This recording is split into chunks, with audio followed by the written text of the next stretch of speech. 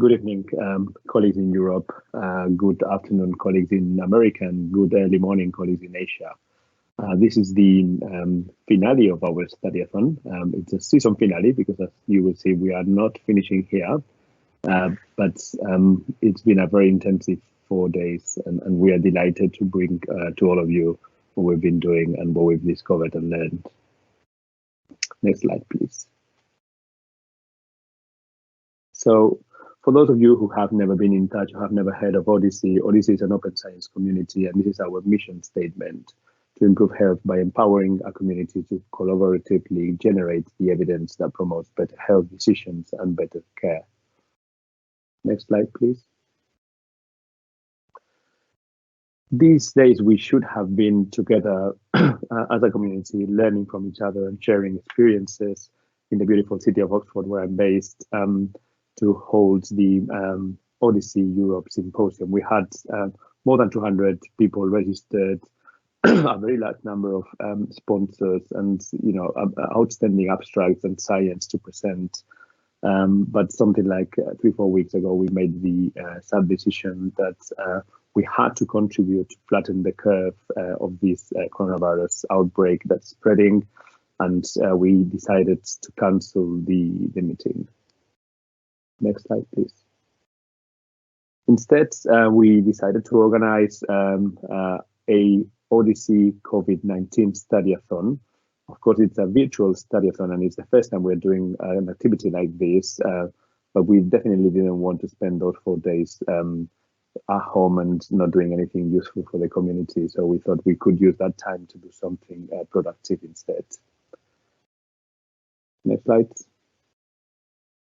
This is what the world looked like when we joined for the first time this Study-A-Thon only 4 days ago. More than 526,000 infections and almost 24,000 deaths. Only 4 days later, you can see what this looks like now.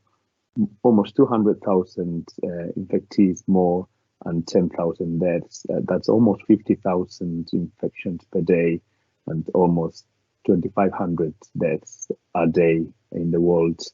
Our feelings and our hearts and our minds are with all the people who are suffering this disease, all the people who are taking care of them, and especially as a clinician, I must say I am really honored and really proud of the work that my colleagues are doing in the front line, putting their lives at risk to take care of those people who are in real needs of healthcare at this very bad time. Next slide, please. So we had a very ambitious plan 4 days ago. We wanted to do a number of studies to see whether we could contribute to better characterize the coronavirus infection that's going on around the world. We also wanted to learn whether we can predict who is gonna need specific care in the context of a coronavirus infection. And we also wanted to look at the effect of some of the medicines that are being trialed or used indeed for the treatment of this disease. It's a very ambitious plan that we had in mind, and I'm going to leave you with Patrick to tell you what progress we've made to date.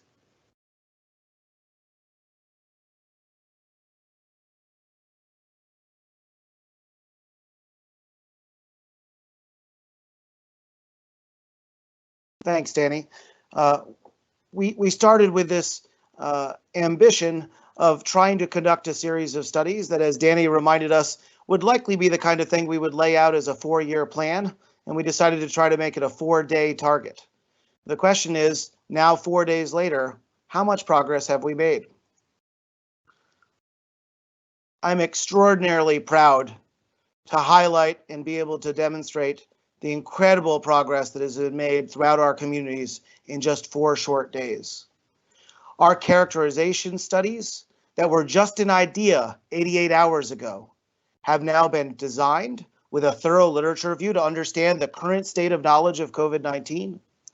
We've worked together to think critically about how to develop and evaluate phenotype definitions to represent confirmed and suspected cases of COVID-19, as well as to create reference benchmarks from prior viral seasons examining influenza, including back to the last pandemic in 2009-10 with the H1N1.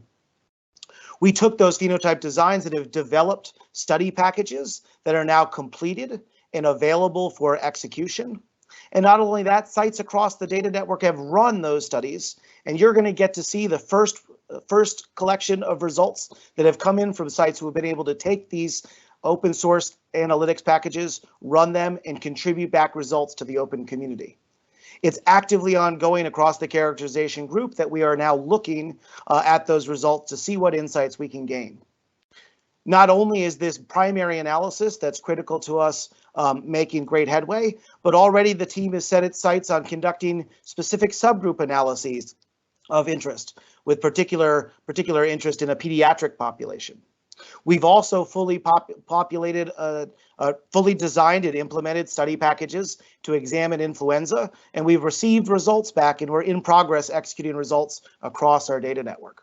So it's amazing to see what's possible with some research questions about characterization and how much progress we were able to make in just 88 hours. And you're going to get to hear more about what we've done in characterization in just a few moments.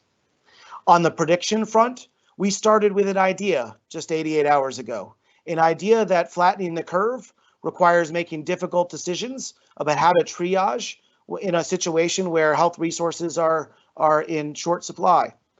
And we identified 3 potential prediction questions that were useful. Those ideas 4 days ago have turned into literature reviews to understand how people have previously tried to predict viral outcomes. We've designed and evaluated phenotypes to represent the target populations at risk and the outcomes that we want to study. We've developed open source standardized analytics to develop predation level predictions by applying machine learning algorithms across the OHDSI network. And we've had multiple sites across the network train new models and externally validate models that have been developed. So in just 4 short days, we've gone from the idea of whether or not it's possible to predict to now being able to show you predictions and models that we have that we think directly can contribute to our current understanding of the current crisis. And so I'm excited to have Jenna and Ross and Aniek to be able to share those results with you. On the estimation front, we started 4 days ago with an idea and a series of priorities that we heard from our colleagues at the EMA and the FDA and the CDC, that there was a lot of questions about uncertainty about products that are currently being considered for prophylaxis or treatment of COVID-19, as well as questions about the interaction between COVID-19 and ACE inhibitors. What started from a huge public health demand has now progressed to the point that we've conducted a systematic literature review to understand what was previously known. We've designed and evaluated phenotypes to represent those populations.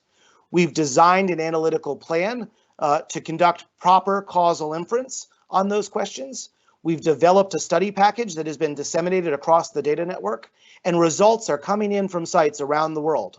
You're going to get to see some of the preliminary results. We're going to focus particularly on the fact that our examination of hydroxychloroquine, we have probably the best results that exist to date in examining the safety of that product, and Danny's going to be able to highlight that. You'll also going to be able to hear from Albert and Daniel about some of the other studies that are on their way and have been fully prepared over the course of this short few days.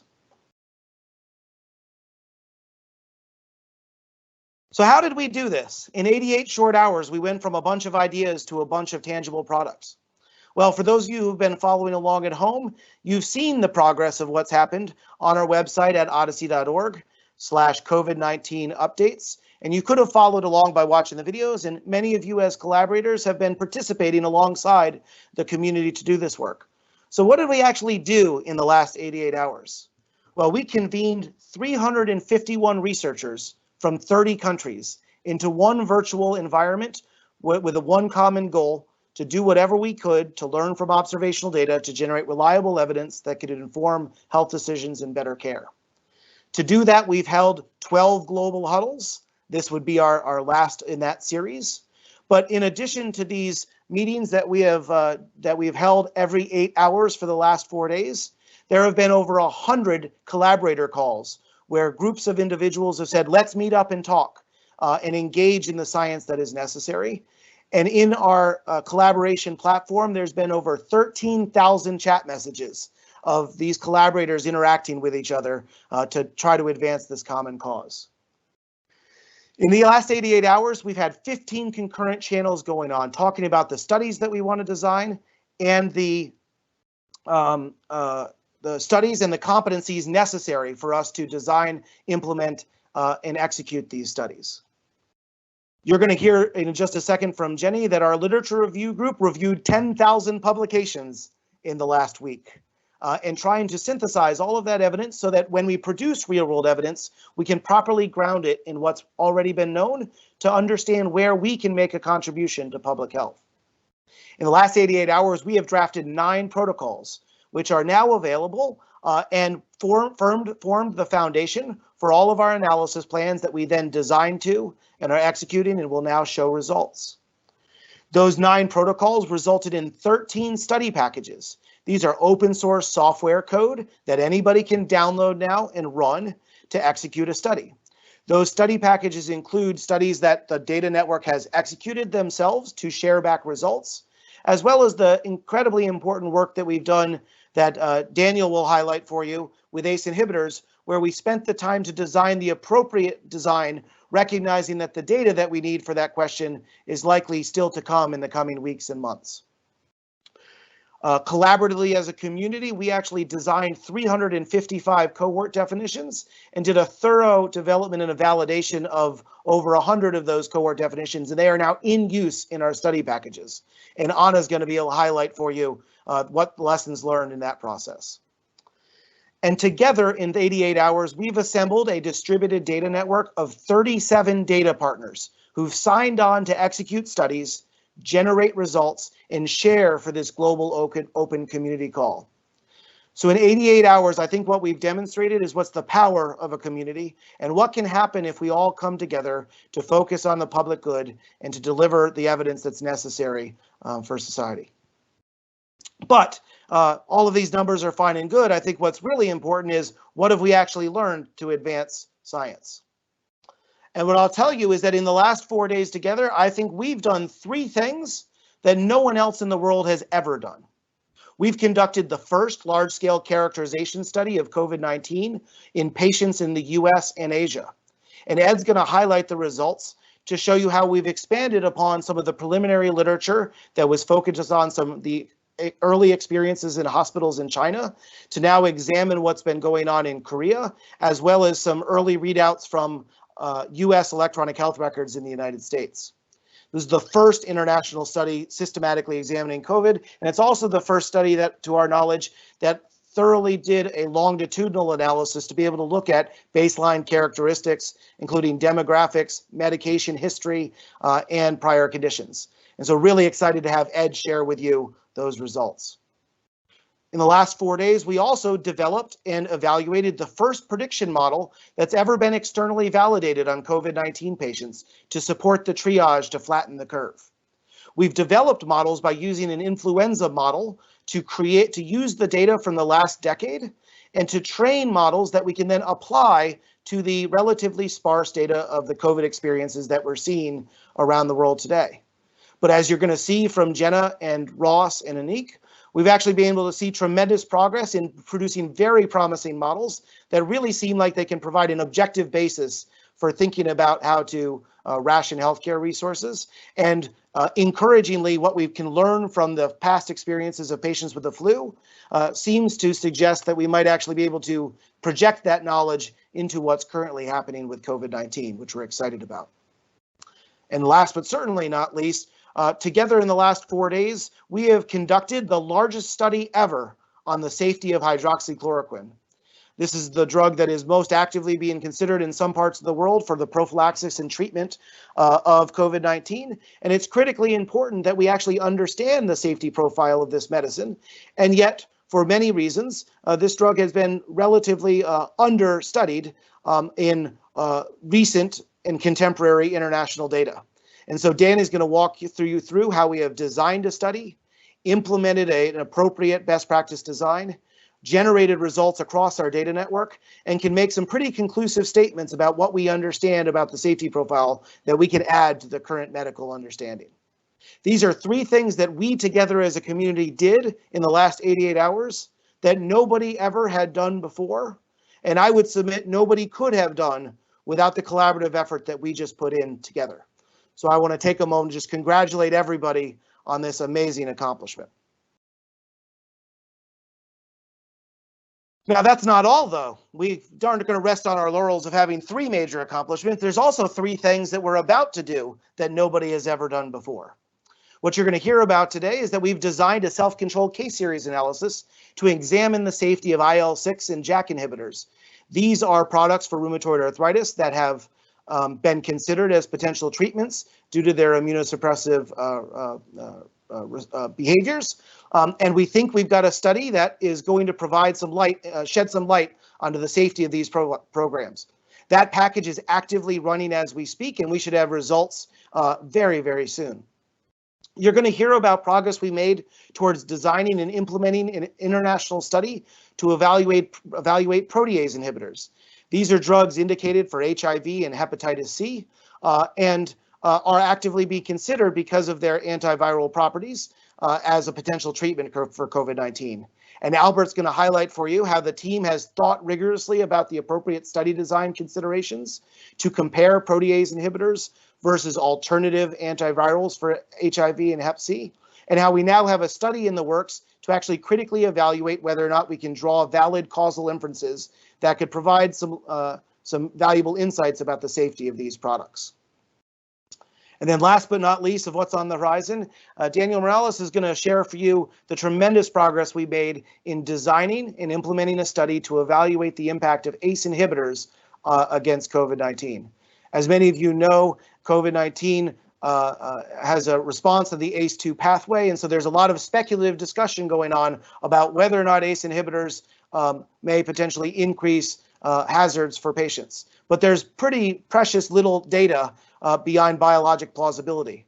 And so what Daniel and the team have done is designed a study applying best practice epidemiologic and informatics and statistical thinking to prepare a study package that is now ready to execute as soon as we have ample COVID-19 data with patients, subpopulation with patients exposed to ACE inhibitors, so that the moment we have the data, we're going to be able to generate reliable evidence.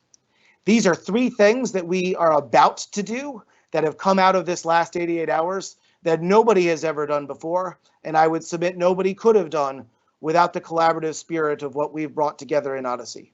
So again, I want to congratulate everybody on what is truly, truly an amazing accomplishment, and thank you for all of your hard work to make what was a series of ideas only 88 hours ago now a reality with real science that can contribute to this current pandemic. So, ground rules for this presentation. We'd like to take you through the journey that we've been on for the last 88 hours. And what we'd like to do is to share with you what's happened for each of these studies. We're doing this because I think it's important for us to celebrate the tremendous progress that we as a community have made towards advancing our scientific understanding of COVID-19 and generating knowledge that can hopefully help policymakers, providers, and patients make better decisions. As we go through this, we want to also highlight the rigorous analytical methods and scientific best practices that we've brought to bear on these questions. While it's tremendously impressive how fast we've been able to work, what shouldn't be lost is that this is all done with the utmost importance of generating high quality science. And so you're going to hear about how we've imposed scientific standards to make sure that the work we're doing satisfies our own standards of what's necessary. And through the course of these presentations, we're going to share with you the preliminary results. Now, it's been 88 hours. These results are hot off the presses, some of them literally just minutes ago. So we're sharing them with you, not for the expectation that you'll overinterpret and think that we've got the final answer to any question, but rather so that you understand the journey that we've been on to generate this evidence, to provide you a view of where we are today, and to provide a very clear view of where we're going on the journey ahead.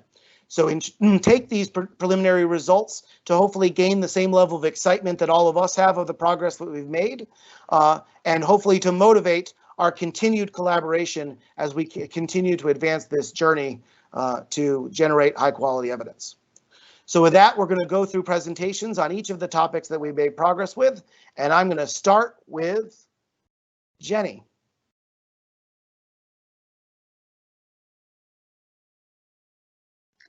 Hello.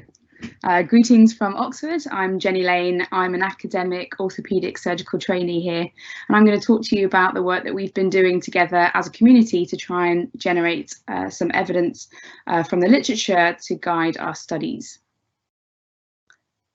Next slide, please. So before the Study-A-Thon, it became clear that some help was needed to help design and kind of develop our thoughts about the studies we wanted to do, and especially this was within the estimation studies that we're going to hear about a bit later. The focus was to help through developing a thorough and collaborative literature review approach, and this has been focused around disease-modifying anti-rheumatic drugs and also antivirals that you'll be hearing about later. Two of our musculoskeletal librarians in Oxford dropped everything to prioritise our research, and my thanks have to go out to Catherine Hartley and Ellie Harris for kicking us off in true Odyssey style. We searched Embase, PubMed, clinicaltrials.gov and the WHO trial registry in the first instance, in addition to bioRxiv and medRxiv from their inception up to the date. And actually this was done last week in preparation. And this led to us finding around 5,000 articles for both of these two different groups. We then had a core crack team who started reviewing the searches early at the title level, and they were working together using Rayan as a method of collaboratively working together from a remote way. And for anyone who hasn't used it, not that I'm involved with them in any way, but I think it's been a really exciting, freely available resource that we've been able to use as a group to work together. This allowed us to have some work to start with when we came in to the Study-A-Thon to be able to take everything through to the end, considering the amount of studies that we had found. During the last 4 days, we've been focusing on producing data extraction files. So these are Excel sheets where you'll find all the key elements of all the papers that we decided that were appropriate to include for efficacy, for safety, for mechanism of action. And then we've taken those forward and written summaries for both the protocols and the manuscripts for everyone. We've also updated the searches because one of the things that became clear to us is that there's an exponential growth in data and research that's been going on even in the last week since we did our review, and we updated that. And we've also been looking daily at the bioRxiv, medRxiv, COVID-focused page that they have for all of the research that's ongoing in the preprint world. We also had one of our group, Rijnbeek, who's been really generous with her time in terms of going through all of the Chinese data and also from finding us clinical guidelines, especially from our Chinese colleagues. So I have to admit that I've never run a group of researchers based over 5 continents, doing 2 teleconferences a day to produce a literature review, but I think it's been really exciting. We've had a core group of around 15 of us who've been in the centre, and we've been a combination of data scientists to clinicians, and we've put all of our stuff in teams, especially in our competency stream, but also they've then moved forward and they're now in the individual study channels. I think the big thanks have to go to everyone, so mostly to Nigel Hughes, who's been leading this group with me, and then also to our core team, to Paula, Patricia, Alan, Yella, Heine, Danielle, Laura, Heber and Asaid, Belay, Ronald, Andrea, Selva, Liliana, Ben and Daniel for all of their efforts. So thank you. Please use all of the stuff that we found and let us know if we can help.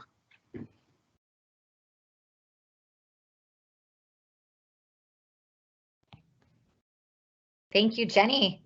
Well, if that doesn't get you excited, maybe it's the data that'll get you excited. Although doing a very thorough literature review is the first step. My name is Kristin Kostka, and I have the privilege today of talking to you about the OHDSI Data Network in action. I work at IQVIA, just a little data company, and I'm an epidemiologist by training. So I'm really excited to talk to you guys about what we've been doing. Next slide, please. We are the United Nations of OMOP. If you don't know what OMOP stands for, you can think of it as both an artifact of a great experiment that happened many years ago and a data model that helps bring us together across these countries. We have 37 databases participating. These represent a variety of real-world data sources such as insurance claims, electronic health records, administrative data, and registries. We have 10 countries in 3 continents and 8 databases that have COVID positive patients. Inevitably, that statistic is actually growing, and we have more data partners who are looking for ways to come online.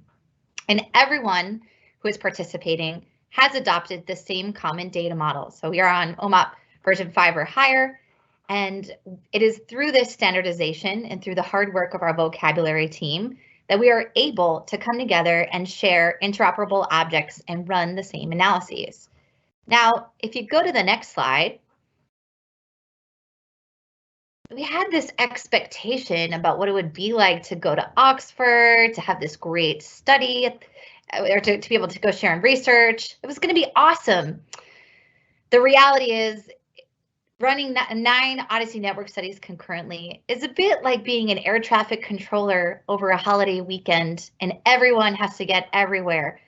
There has been a lot of traffic, and my colleagues will tell you more about this as we go on. We're doing an incredible job coordinating across this Teams platform, and I want to commend everyone who have been transparently publishing their results and their information to share across different teams. So let's go to the next slide. We'll talk you through what does the process look like. It's a lot like a triage team. My wonderful colleague Talita Duarte from CityApp is co-leading with me, and we have slowly begun to wrangle the beast of running network studies. We intake the requests across the concurrent streams. We've been testing packages. We've been working through and understanding how to assign tasks and priority relative to capabilities of data, as well as the need for the evidence for the clinical practitioners who have raised these questions. We have become your 24/7 help desk, and I will talk more about that. We're here to help you in your journey, and we understand that for 35% of our data holders, this was a brand new experience. They had never done this before. So kudos to them for signing up and joining the journey in the fastest race we've ever run in our life. And of course, we're ultimately looking forward to getting results published, and very shortly, you will see where those results go once they land in our SFTP. Now, if you go to the next slide, what does this look like in action? Well, this might be an eyesore for some. This is the holy grail for me. This is an activity chart that we have made of all of the studies that we are running, the artifacts that we are generating, keeping track of the data owners and where they are. So we have different colors representing the stages that they are in. And we are delighted to say that this chart is changing rapidly. So I can guarantee you, if I showed it to you now, there would be colors in different spots because results are landing in real time. So many thanks to everyone who has coordinated with us, to the data owners who continue to send updates, and to the study leads who are rigorously checking what's coming in. Now, our action plan wouldn't be complete without a little snapshot of the journey that got us to this beautiful sheet. If you go to the next slide, Patrick. Well, you know, no good story would be complete without that one time that R decided it didn't want to finish something. So we thought we'd regale you with a little bit of what our artifacts look like. We're sharing Shiny apps to interrogate these cohorts. We are sharing tasks in our planner to understand who needs to do what in what order. We're sharing announcements when we find out that packages are ready and they've been tested, and we can then send them across the network. Some of us are getting stuck at 78% and just can't get over the hump. But don't worry, we're here for you to inspect your covariates, to understand what's going on. And we have lots of work ahead of us, but we have a wonderful community of expertise that is helping improve the evidence as we continue this feedback loop. So many, many thanks to all of the investigators who are out there with us, to those of you who are installing our packages and working through your environments. And most especially, thank you to our wonderful team here for the 24/7 support they continue to provide. We're very excited about the weeks ahead and turning this into completed work products. But I'm going to pass the buck over to more exciting things, which is seeing is believing. Our data powers many things. So thank you so much for the time to talk about the network today. I'll turn it over. Patrick and team. So hi, everybody. I'm Anna Ostropolets, and I'm a PhD student in Columbia University. And today I want to talk about our experience in phenotyping, the lessons we learned, what our plans are, and actually how wonderful this whole experience was.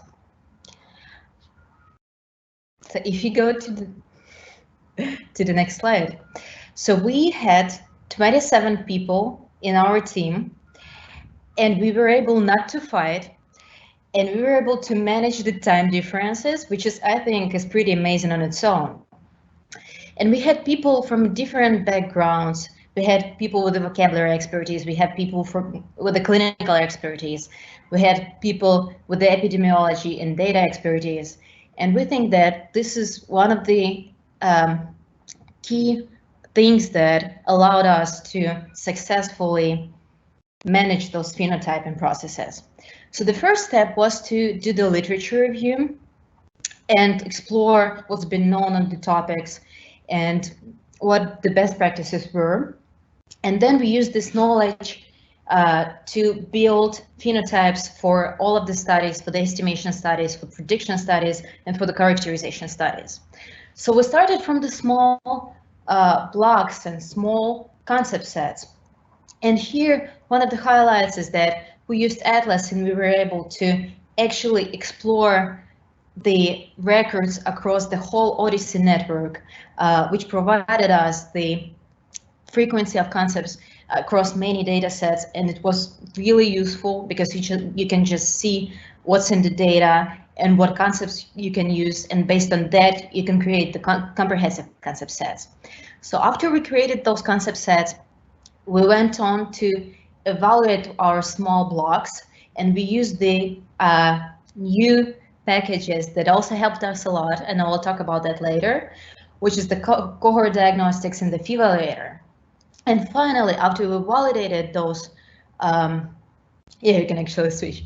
After we validated those concept sets, we used these blocks to create the final phenotypes that will be used in the studies. So if you go to the next slide, I actually want to share the 3 key lessons that we learned in this process. So the very first one, which was something new to us, is that many phenotypes actually shared those small blocks, and we were able to reuse the small concept sets into many different phenotypes. And then you can ask yourself, okay, so you created a concept set, you created the small piece, but how do you make sure that it's a good piece, and how do you make sure that you can reuse it across different phenotypes? So the next lesson that we learned is that those phenotypes and those small blocks are driven by their intended use. So you can think about that in the following way. How do we find a condition, or how do we find people with a certain condition, for example, with the influenza?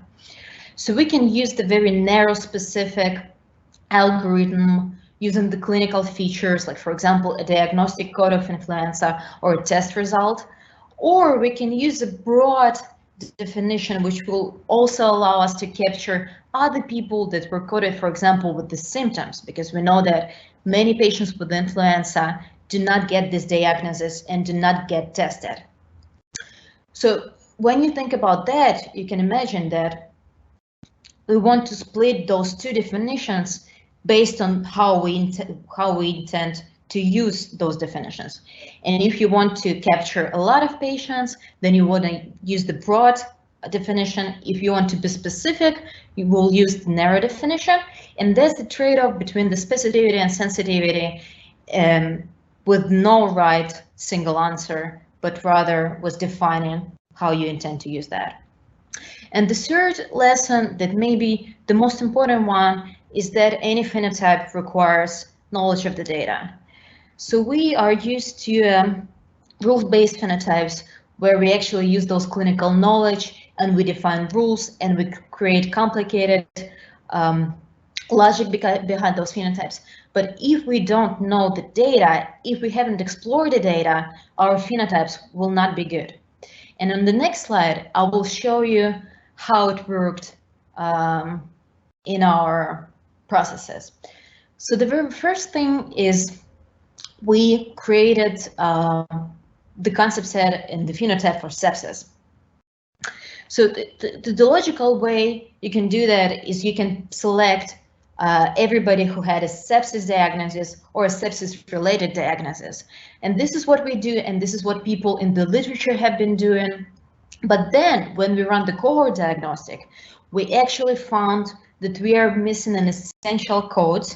For example, the systemic inflammatory response syndrome, which have to be in this definition, but we weren't aware of that because we didn't explore the data.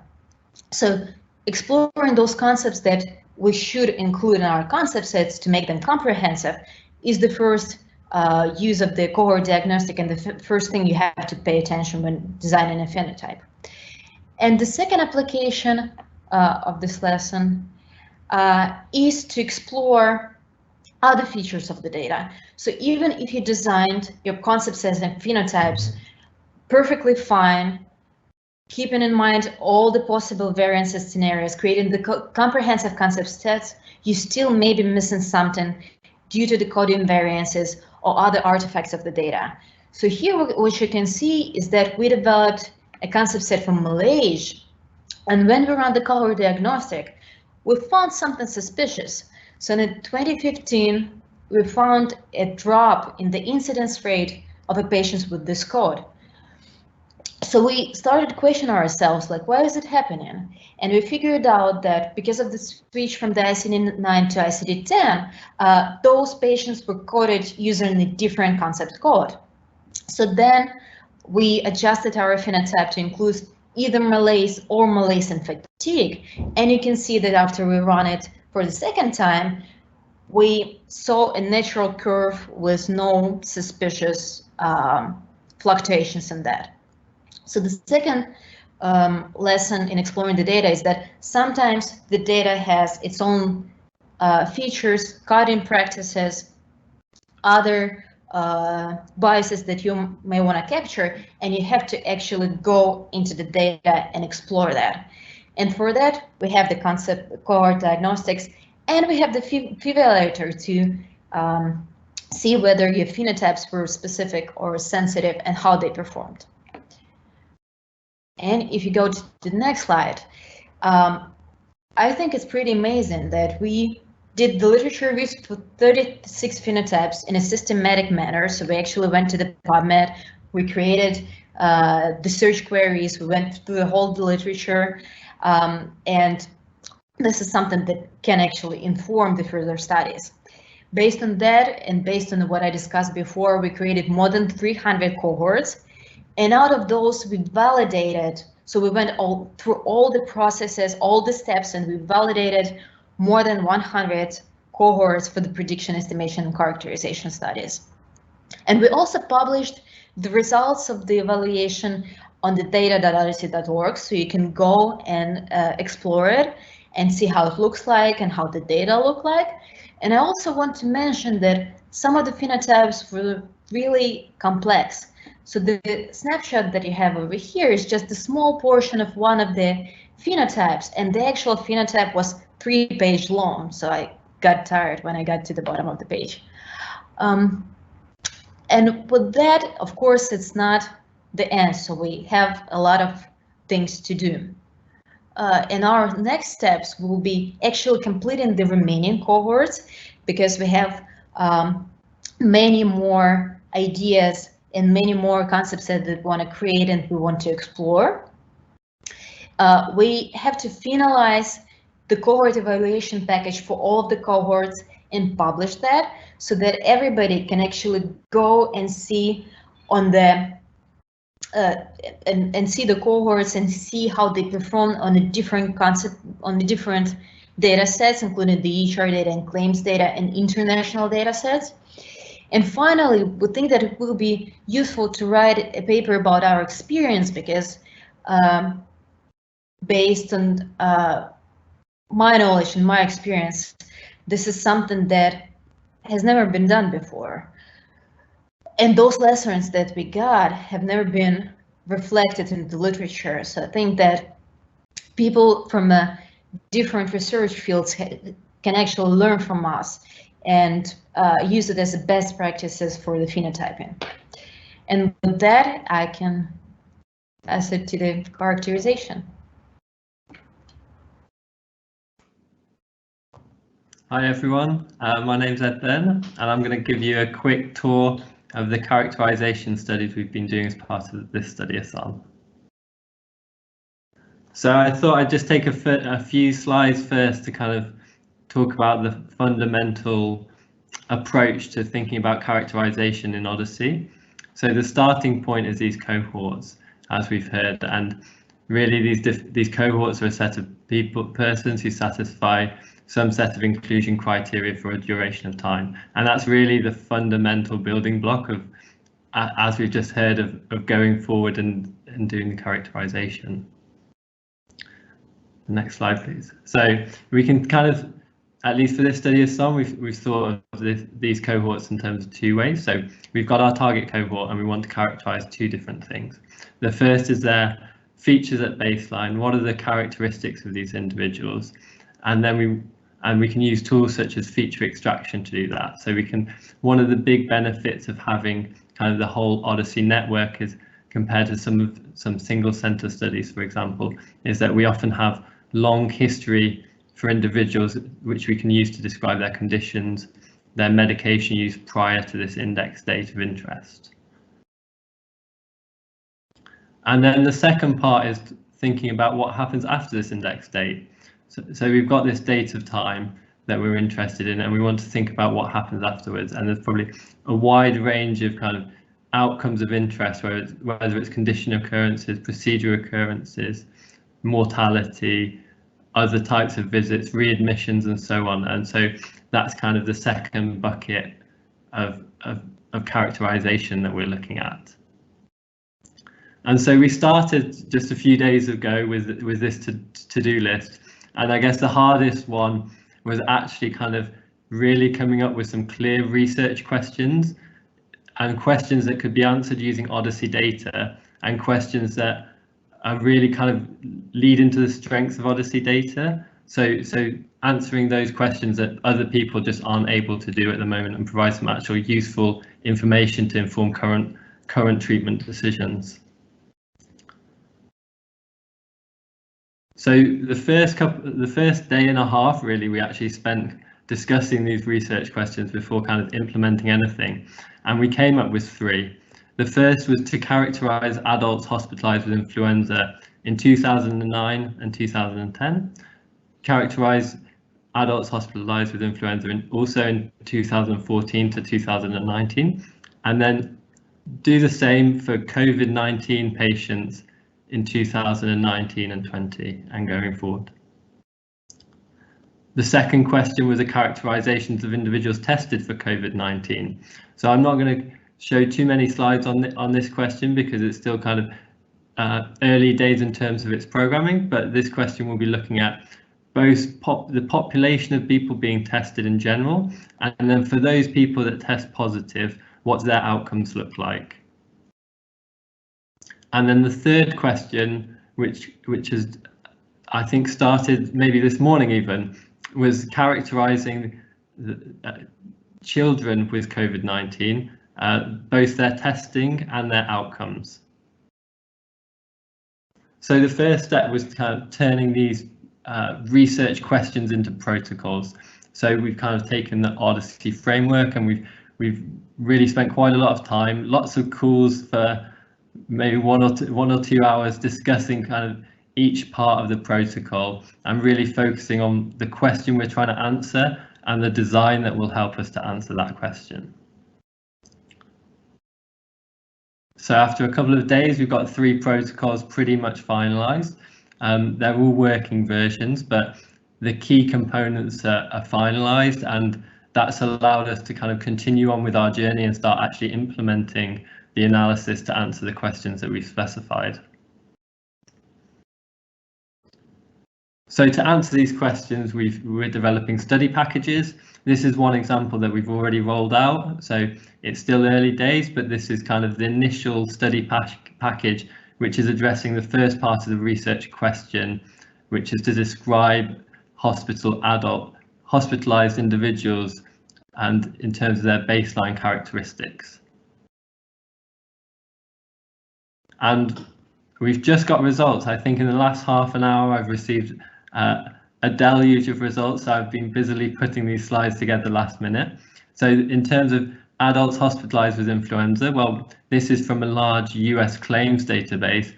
And sorry about the small font, but in general, we can see that age groups are different if we compare the 2009 flu cohort to the 2014 to 2019. And the next slide, we can also see kind of a wide range of comorbidities at baseline. So I've just taken a little snapshot, but we've got a long list to go through and really kind of tease out the important things that need to be summarized and kind of released into the public domain. And then even more recently, maybe in the last 20 minutes, we've had some data coming in on patients that currently have COVID-19.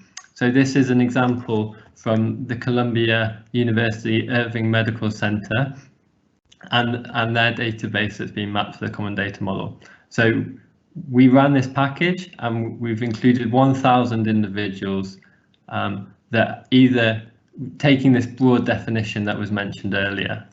And we can see that the average age was about 67. And I think one notable aspect to see immediately is that the Charleston score is 6. And then we've got a whole wide range of characteristics that we'll be describing for this population and other populations that are captured in the OMOP CDM across the network. And then as well as describing conditions at baseline, we can also describe medications at baseline, both kind of the medications people are on at the moment, and because this cohort, they all have at least 1 year of prior history available in the data, we can go further back and look at prior medication use as well. So that's where we are. We're pushing code out and we're getting results in, and it's kind of the moment where we're kind of digesting what's coming in. So these are kind of very preliminary results that I've been showing, but it just gives a taste of kind of the power of the OHDSI framework, that once all this work has gone into developing a CDM, once all this work has been gone into developing the phenotypes, all the work that's been gone into developing open source software, we can apply these tools quickly once we've come up with really specific, well-defined research questions. So our next steps are kind of improving and extending these study packages, reviewing the results, and disseminating the information as quickly as possible.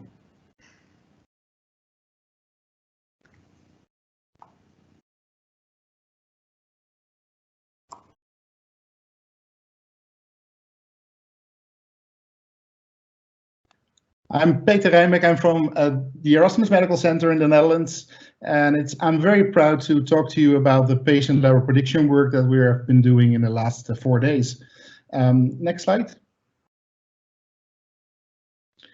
So the patient-level prediction work is about learning what happened to me, what's all the data that I have in my database, how can I learn something from that for the future. So that's different from the story that Ed just told us, which is more about clinical characterization. So what happened to these patients? What did we observe in the data? Next slide. So what we are looking into is problems where we define a certain group of patients, what we call a target cohort. And in that cohort, we want to predict what happens in a time window after that, what we call the time at risk. So what we aim to do is, among a target population, we want to predict which patients at a defined moment in time will experience some outcome during the time of risk. So we used all the data before that time zero, the start of that cohort, for that prediction problem. Next slide. Of course, it's very important that we understand how we're going to apply that model in practice. So we have defined a couple of basic questions. For example, what decision is the prediction model intended to inform? Or when is the decision made in the context of the patient's health experience and interaction with the healthcare system? Or who's the decision maker? Who's the person that's going to make the decision based on the outcome of that model? And another very important point is what's the trade-off between the true positive, false positive, true negatives, and false negatives. So how important is the model, and how impactful is a wrong decision that the model could make? Next slide. So in OHDSI, we've been working for a couple of years already in building a pipeline for patient-level prediction, a systematic process, a transparent process that needs to be completely reproducible, a very reproducible process. And the next slide, you see the patient-level prediction framework that we've been building. So that's available as an R package on our GitHub. And also in the book of OHDSI, which I can very much recommend you, there's a nice chapter on prediction that describes the whole process that we go through in these for these studies. Next slide. So during the 4 days, we went from problem definition all the way to the dissemination of the results. And what was a very important step, of course, is to clearly define what the problem is that we try to solve. And we already did that prior to the Study-A-Thon. We brought together a group of people to think about that, but it becomes very interesting if you talk about that with a bigger group. And so the first day we spent quite some time on defining those different prediction problems, answering the questions that I mentioned earlier, but also we did a very large literature research on models with a large group of people. I'd like to thank very much. That was a lot of work, also extracting all the information from the literature. And then we started working on a protocol, like Ed also explained. The great thing, though, within the patient-level prediction package is that the package also has a function that can automatically generate a protocol for you. So once you've defined all your study settings, it will generate that Word document that we then worked on further during the rest of the days. The next slide. So a very important component is, of course, defining those target and outcome cohorts, as Anna already explained. So we did some literature on that, literature review on that. So how do people define these cohorts in their data? And then we worked very closely together with the phenotyping group to define these cohorts of the data, and we did some analysis and cohort diagnostics on that to make sure that the cohorts were defined correctly. And next slide. So that was done. So we compared the cohorts across the databases with the cohort diagnostic package, and we extracted the data in those different data sets. So we created the cohorts on the databases. Next slide.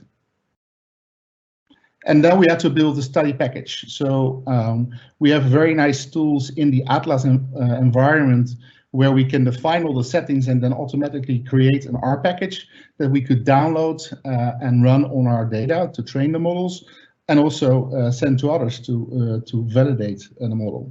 Next slide. So that's the external validation that we've been working on. So building the data, building the model on a data set, and then sending that model to other databases to validate the results. And then the final step is the dissemination of the results. So here we've been working on Shiny applications, and you will see some demonstrations of that in the upcoming presentations. Next slide.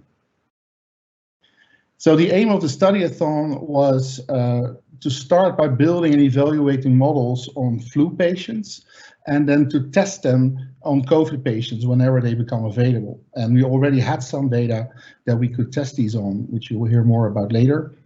But also another interesting component is to look at models that are already available in literature to see if we can replicate those models on our data. And that's also part of the journey that we're on with the patient-level prediction work. Next slide. So I like to, before we hand over to the results of the studies, I like to thank the team. It was really very, very exciting to work with everyone. There were 51 people actively contributing to our channel. And I must say, I really appreciated all those discussions, and I hope that we can continue that with everyone after these 4 days. Next slide, I want to hand over to Jenna, who's going to talk about the first of the 3 prediction problems. Jenna, it's all yours. Hello. Dr. Jenna Reps. So I'm going to be talking about the first of 3 prediction questions. And this question actually came about a few weeks ago. We got an email from Chan who had the idea of using the OHDSI tools and patient prediction to actually try and identify people who might have serious outcomes from COVID-19. So this actually was a question that initially started with him, and then we've expanded on and added a few more outcomes. So on the next slide, you can see the background was basically the question of, can we predict who's going to be hospitalized at the point when they see a clinician in an outpatient setting with either flu, COVID-19, or flu-like symptoms. And the idea was to not only just predict hospitalization, but lots of various outcomes as well, as you'll see. And the aim of this is to basically help doctors. So when a doctor sees a patient, they've got to make that decision. Do I hospitalize this patient or do I send them home? And this is going to be a difficult question, because if they make the wrong choice, the patient's going to end up going home and be seriously ill at home, and they could have bad prognosis. If they end up in the hospital, with the situation of the COVID-19, if they end up in hospital, then they might actually get the COVID-19 if they don't have it already. And also they're going to use up expensive resources in the hospital, which would be restricted because of the influx of patients. So this is a very important question. We wanted to see if we could use the data we have to come up with a prediction model that could aid the decision for this. And we also thought that this could be used potentially as a phone screen. So it could be, if we could come up with some simple model, we could actually use that to get patients. So as a patient, at the point someone would go and see their doctor, instead they could actually make a phone call and answer some questions and be screened whether they actually should see a doctor or go to hospital or make some sort of choice. So this could be used in addition as a phone screen, but this would require additional validation. So next slide. So the method that we actually approached for this question was, we looked at a target population, and this was well specified in our question. So this was people who have a general practice or outpatient or ER visit, and they have COVID-19, they have flu, or they have flu-like symptoms, but they have no symptoms of pneumonia in the prior 60 days, and they have no symptoms, flu-like symptoms, in the first 60 days. So this is effectively their initial symptoms for flu or COVID-19. We train the data using the T basically includes flu or flu-like symptoms, because we don't have the COVID-19 data enough to develop a model, but we wanted to validate it on the COVID-19, and you'll see how well that's done in the next few slides. And then we had 4 outcomes.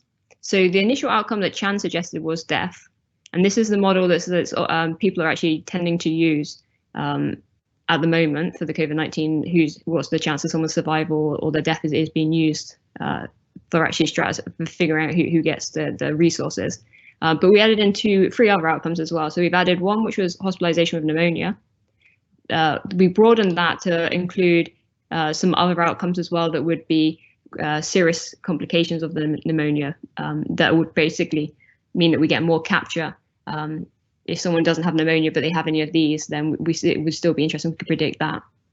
And then we had outcome 3, that was if you have a complication and it requires some intensive service or it results in death. So this is kind of like a very severe outcome. So we have the narrow outcome to start with, then we made that a little bit more broad, and then we looked at two severe outcomes. Our time at risk was 0 to 30 days. So a patient could go to the doctor straight away, or it could be that in a week or up to 30 days later, they go to hospital straight away, or they go to the hospital within 30 days. So next slide. We have lots of results. I'm actually going to share my screen so you can actually see my live results. So we have lots of results. So we managed to create a development package. We put that onto GitHub. So if anyone's interested in developing models on their data set, they're able to do that. We've developed it on one of the data sets we had that had good capture of death and inpatient visits. So this was the best data set for us. We ran it for the 4 different models, but just to go through some examples, I'm going to go through one by one. So for the first outcome, which was just the very specific hospitalizations with pneumonia, we ran a model that threw in all drugs and all conditions. And we also ran another model just as a benchmark that just used age and gender. And we found that we were able to predict pretty well. So let me zoom in because I'm sure it's probably not that easy to see. So if we look at the ends of the curve, we were able to get a 0.85 when we're predicting who gets hospitalized for pneumonia within 0 to 30 days of this outpatient visit. But if we just looked at using age and gender as predictors, we actually had a very good model as well, which was 0.82. So actually we're able to discriminate who was going to go to hospital pretty well just by age and gender. But by adding in additional drugs and conditions, we're able to get it up to 0.85. And it's very important. We want to have as good a performance as possible. Specifically, we want to have a low false positive rate, because the more confident, the more precision, the higher precision of our model, the better it will be, and it will kind of stop sending people to hospital that don't need it. So actually, a better model is preferable. But then we also need the trade-off. We want it simple because we need something that's going to be potentially used all over the world and by clinicians who are already busy. So we need something that's going to be quick and easy.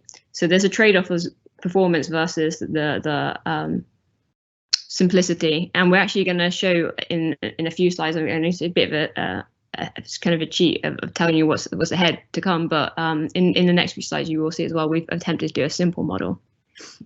So this is just one outcome, but we could look at all the other outcomes. So if I get rid of this restriction, we've actually got now lots of different outcomes being listed here, and we can see the performance changes. So when we became more broad, our AUC actually increased. When we became more severe, the AUC was still pretty good. When we predicted death, the AUC was really high at 0.93. So we're able to predict who's going to die pretty well. When we look at the models that just use the age and gender, they still do very well. So they're all in the 0.8 or the 0.9s. So we're getting very good performance. But we actually wanted to pick one of these models and externally validate it. So we picked the second model, which was the pneumonia plus other complications.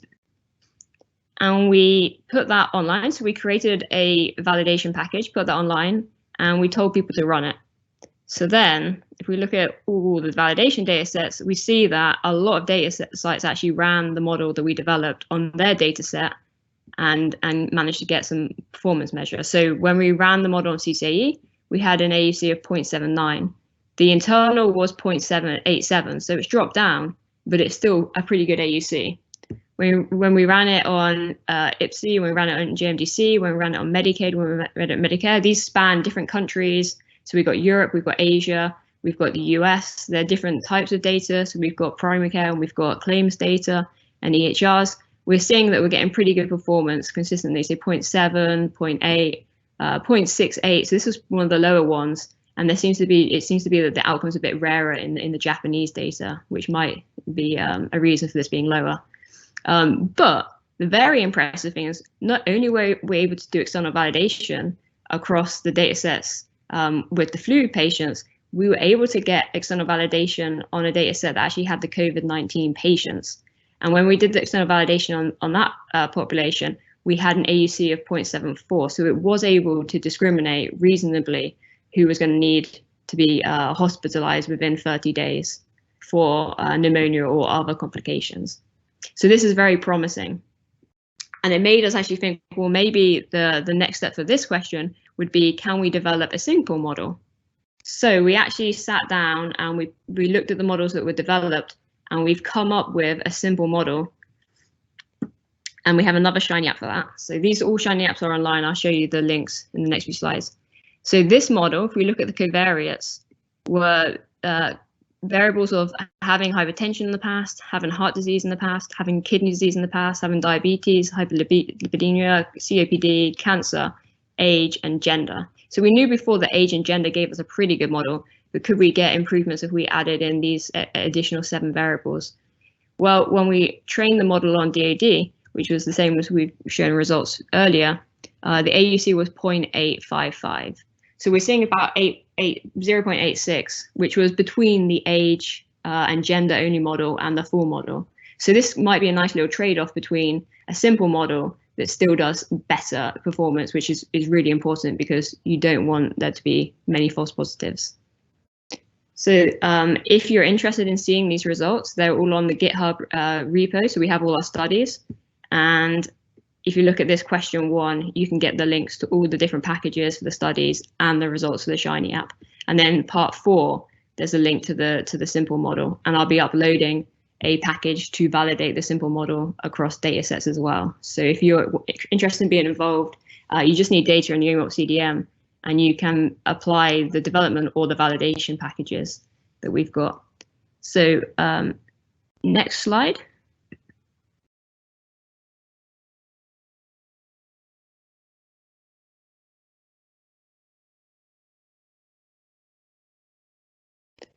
Okay, so next steps, we've got our simple score model, and I showed you the results. If you're interested in having a look at the model yourself and seeing how it performs, you can go onto this link.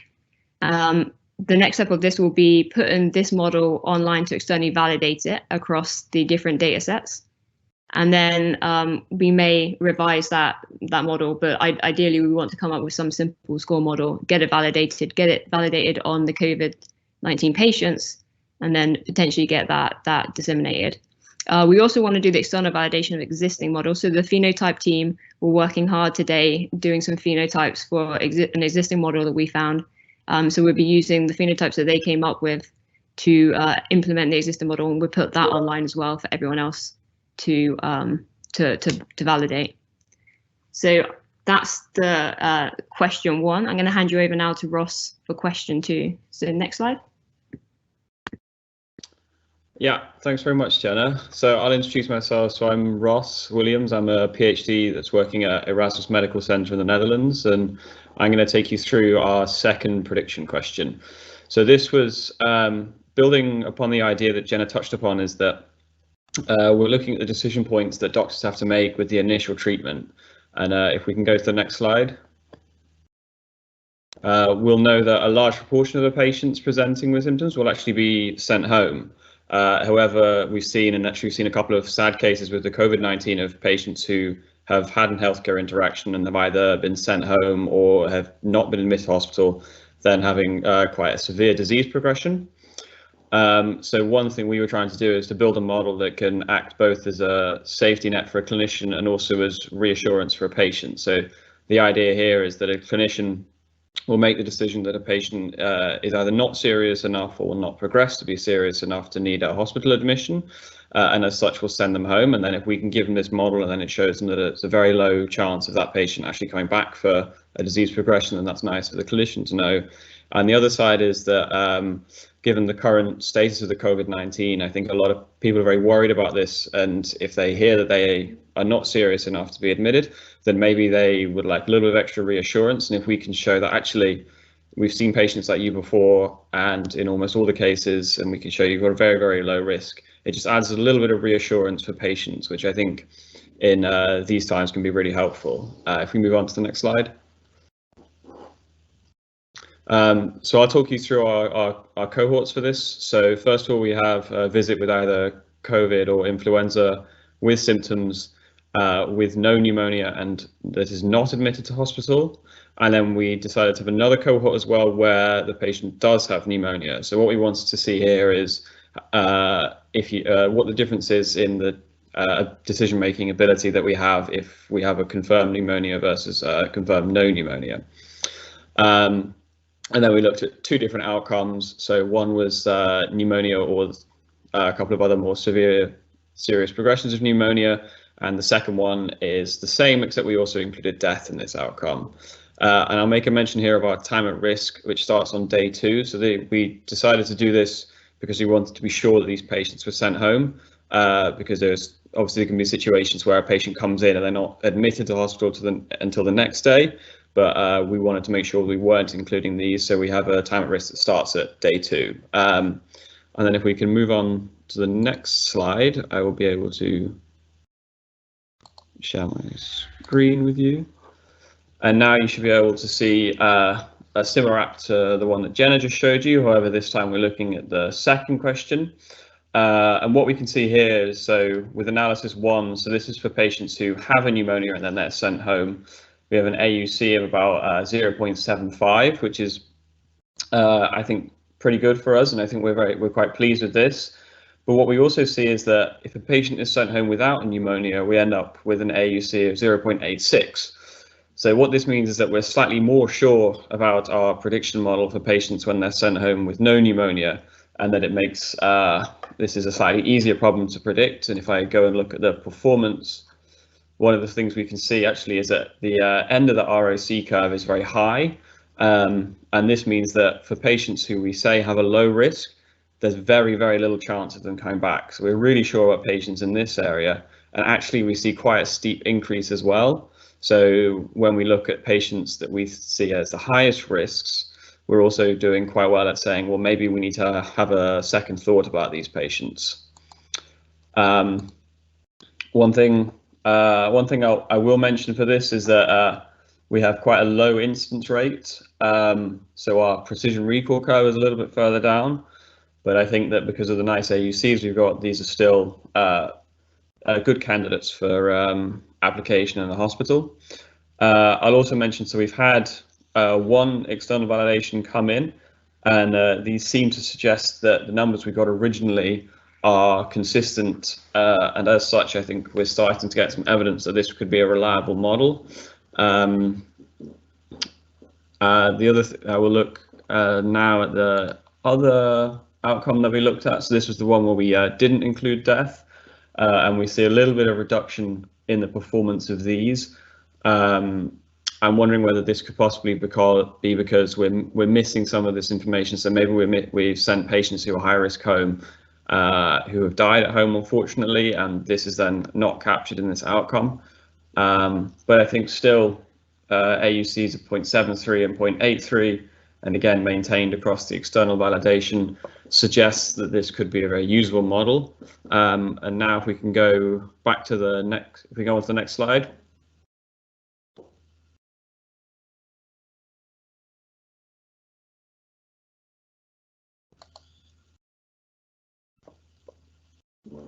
Yeah, so I'll just quickly discuss what the next steps for this prediction problem are. So first of all, we want to validate this model in a COVID-19 data set. So obviously we've developed basically on influenza or flu-like patients. So whilst we've got very nice models there, we really need to see how this will validate when we move into the COVID-19 space. We also, again, for this want to create a more parsimonious model, because this will then help out also with our tool creation, because then if you can make it so, I think this model currently has about 200 covariates in it, which is sort of very unfeasible unless you have a direct interaction with the healthcare system. So we would ideally make this into another smaller model, and that's the next step for us to do, and to then externally validate that. The tool creation, which is how can we best present the model? So is this with some kind of application? Can we make a nomogram? Can we make some sort of chart where you can fill boxes in to increase the usability of it? And then we will also be moving on to the model dissemination. And with that, I will hand over to my colleague Aniek, who will take you through the third prediction problem that we have. Hi everyone, I'm Aniek. I'm a PhD student focusing on prediction at the Health Data Science Department at Erasmus Medical Center, and I'll now present you the results of our third prediction problem that we developed with our team. The prediction question we wanted to answer was, amongst patients hospitalized with pneumonia, who are most likely to require intensive services or die? The final goal of this study was to identify which hospitalized COVID patients are most likely to develop severe disease. In contrast to the previous two studies, we just focus here on a more severe group of patients that are already hospitalized. Can you go to the next slide, please? This is important as there's currently a lack of evidence of factors associated with disease severity and mortality of patients diagnosed with COVID-19. A patient-level prediction model like this would be very helpful in a clinical setting, as it can provide information on which individual patients may require close monitoring because they're at high risk of more severe disease. This valuable information can help clinicians prioritize close monitoring, possibly preventing complications for patients, which may result in better patient outcomes. Moreover, in the current pandemic, there's a huge pressure on healthcare systems, and scarcity of resources can be a serious problem. So this is another use case of this model. This model could be used in this context by healthcare administrators to determine whether their hospital has sufficient resources for the predicted number of patients requiring more intense services. Next slide, please. So how was this study set up? As mentioned before, we still have very limited data on COVID-19 patients, which is insufficient to develop patient-level prediction models. As pneumonia is the most common diagnosis in severe COVID patients, we therefore chose to use hospitalization with pneumonia as a proxy for hospitalized COVID patients to train our model.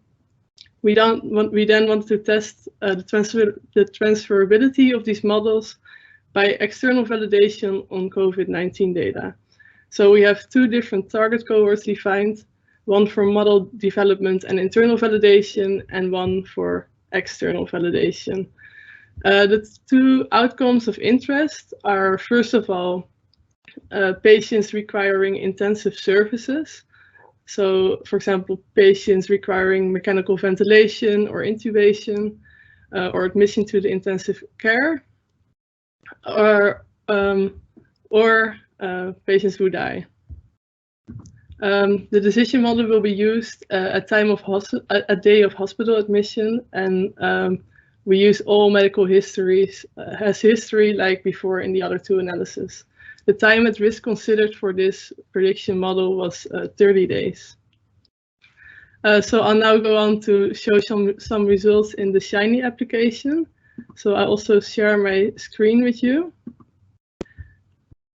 Let me see. So if everything is okay, I think you can now see my screen.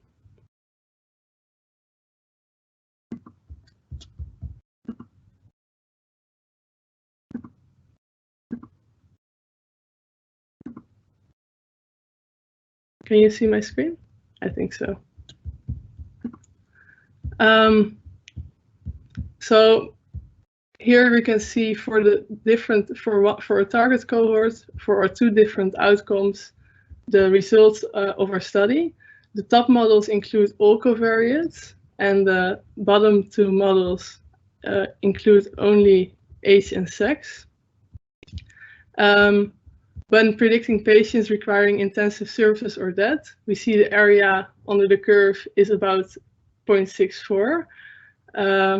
When we look at the outcome of patients who die, we see the outcome is about 0.72. This might not look very high, but given the relative high incidence of our outcomes, the models are actually performing quite well. You can also see this when you look at the area under the precision recall curve. And I'll show you the results of our second model in a bit more detail. So this is the model for the target cohort of hospitalization with pneumonia and the outcome persons who die. So if we go to this model performance, we can see the RSC plot showing the trade-off between sensitivity and specificity, and is able to discriminate to some extent. But what's more interesting to look at actually is the precision recall plot, because we can see for quite high risk thresholds, where the recall is very low, we are able to obtain a very high precision. This is very valuable because this means we don't have a lot of false positives, which can help the willingness of clinicians to adapt this model in practice, which is of course very important. And if we look at the calibration plot, which is the final thing I will show in terms of plots, we can actually see that there's only small deviations between the observed fraction with a certain outcome and the average predicted probability, which is another indicator of a relatively good performing model. And I'll finish off with showing you some of the important influential factors of this model, which you can see below.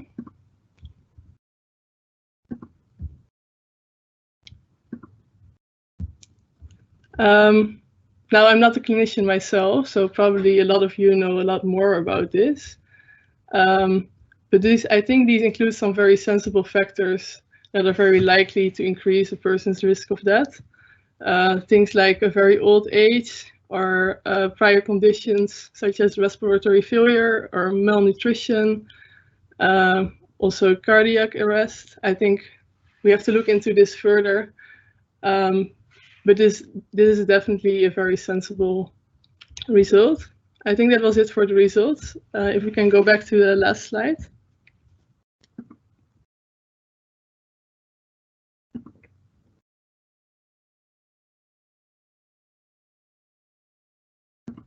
Yeah, so to conclude, some important steps were already mentioned, I think, by Jenna and Ross, and those also apply here. So to sum up, I think it's important that we'll start developing models that are easier to understand and use in practice. Furthermore, we need to externally validate and develop our models in COVID-19 data as it becomes available. And we also want to train models in COVID-19 data in the future when there are larger data sets available. That was it. I would like to hand over to the next presenter.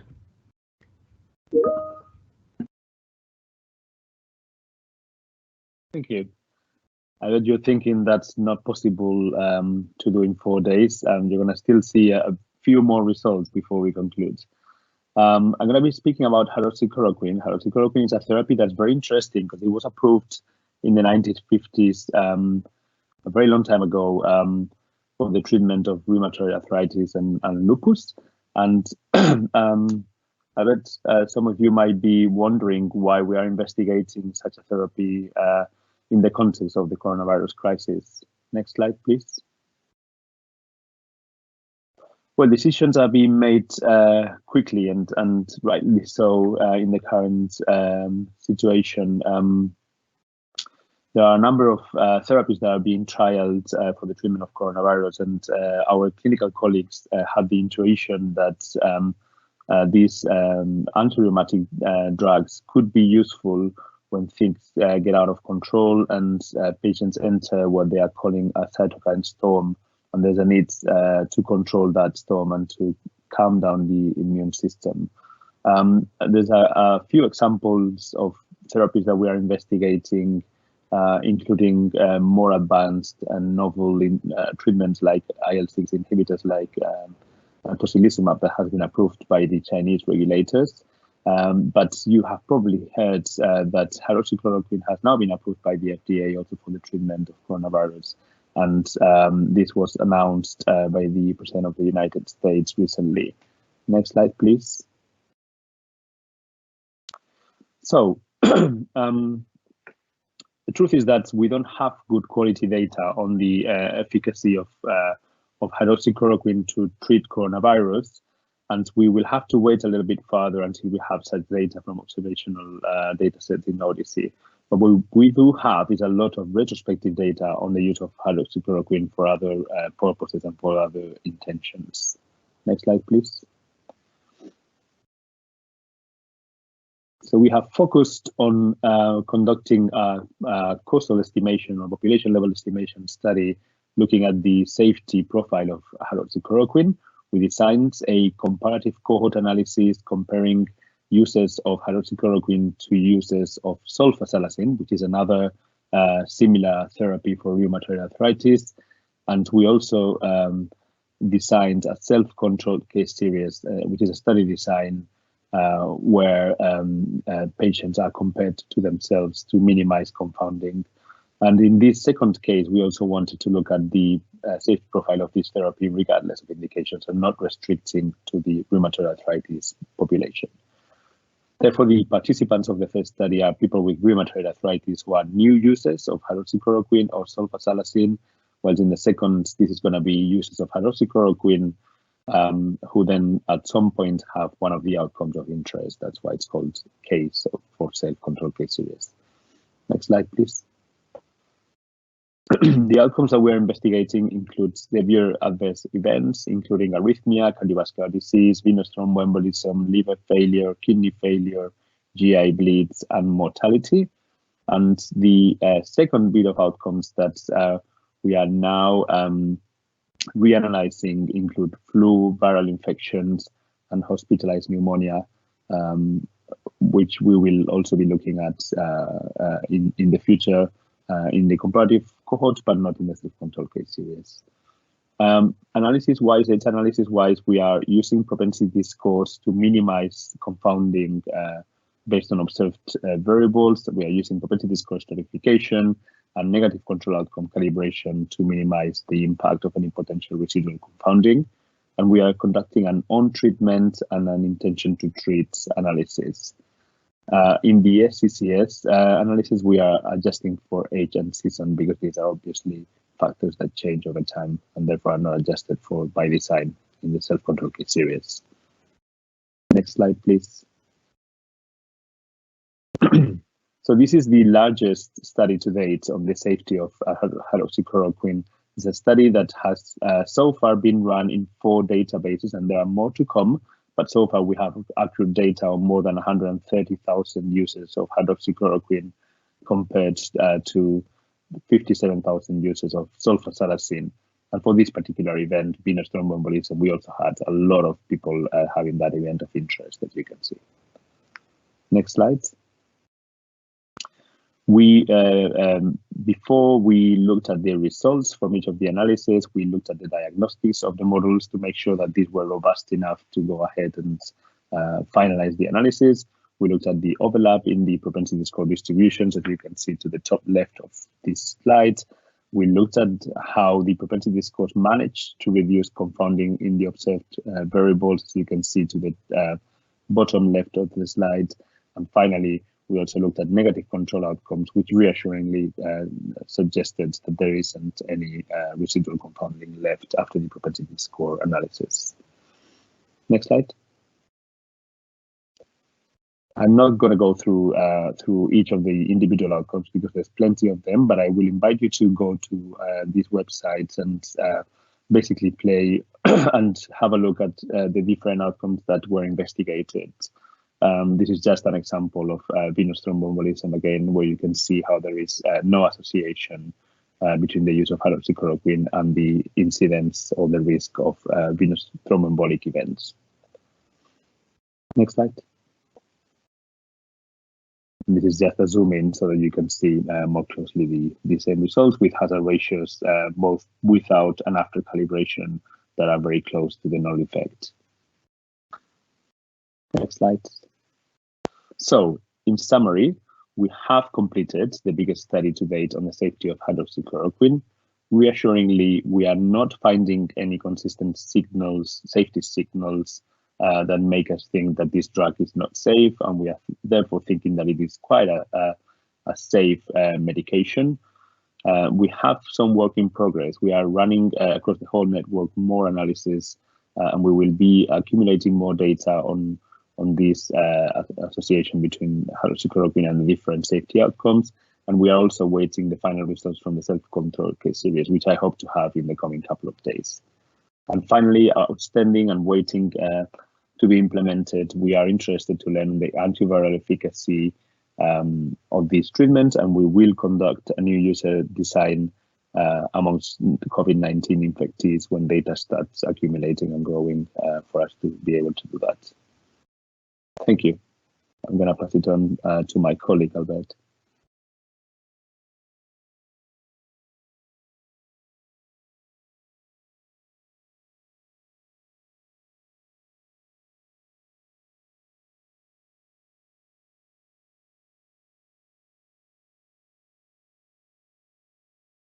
Albert, if you could unmute yourself. Hello, I'm Albert. I'm a PhD student in University of Oxford, and I'm gonna talk to you about protease inhibitors.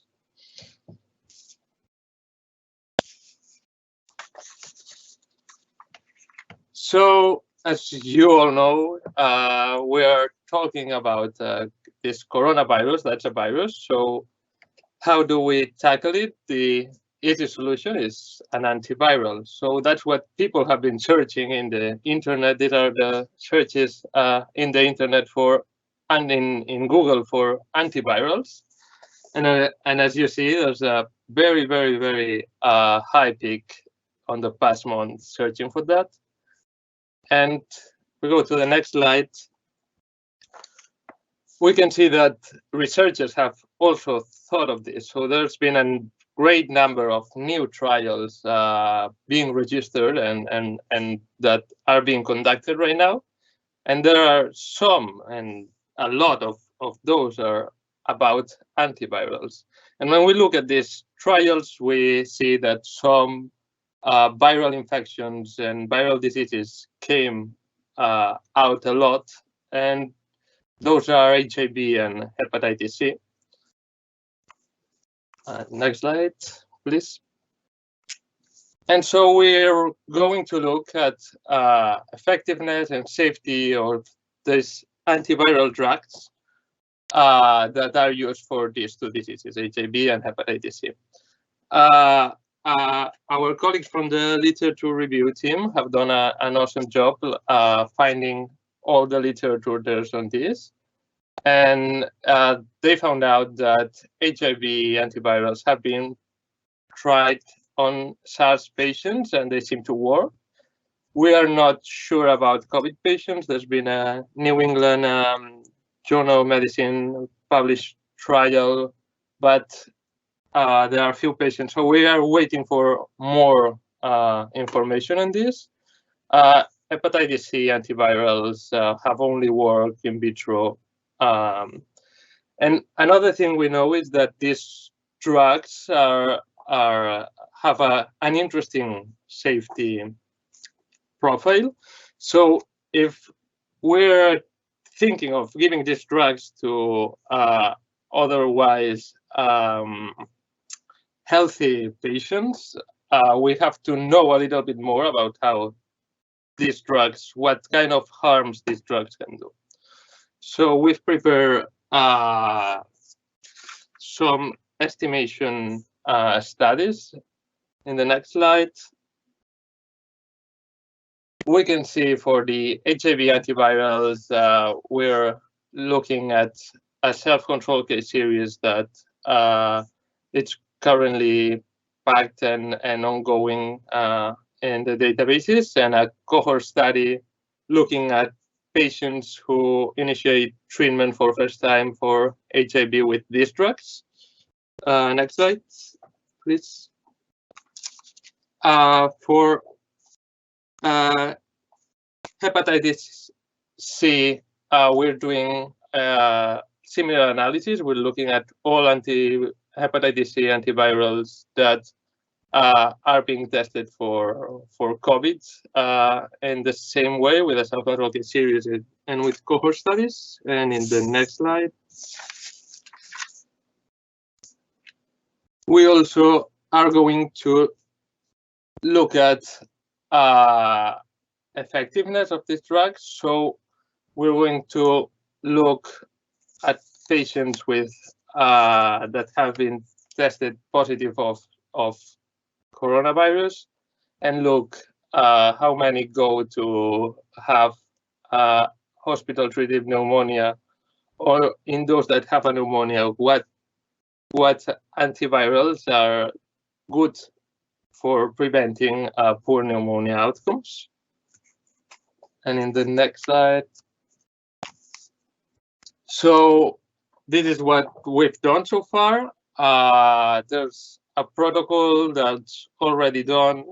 Safety analysis has been finished and have been finished being planned and packed, and they've started to run in different databases.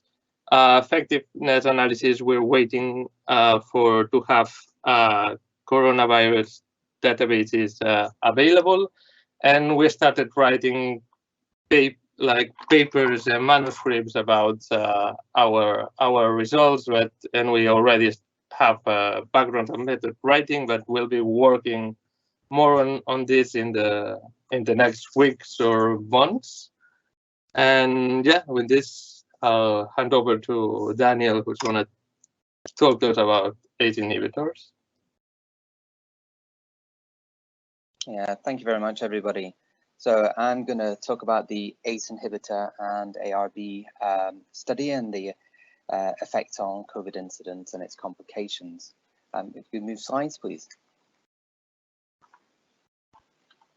So when data on COVID first started to emerge from China, it was noted that there was an increased prevalence of hypertension patients in those with more severe COVID disease, and also that patients with hypertension had an increased odds of death in unadjusted analyses.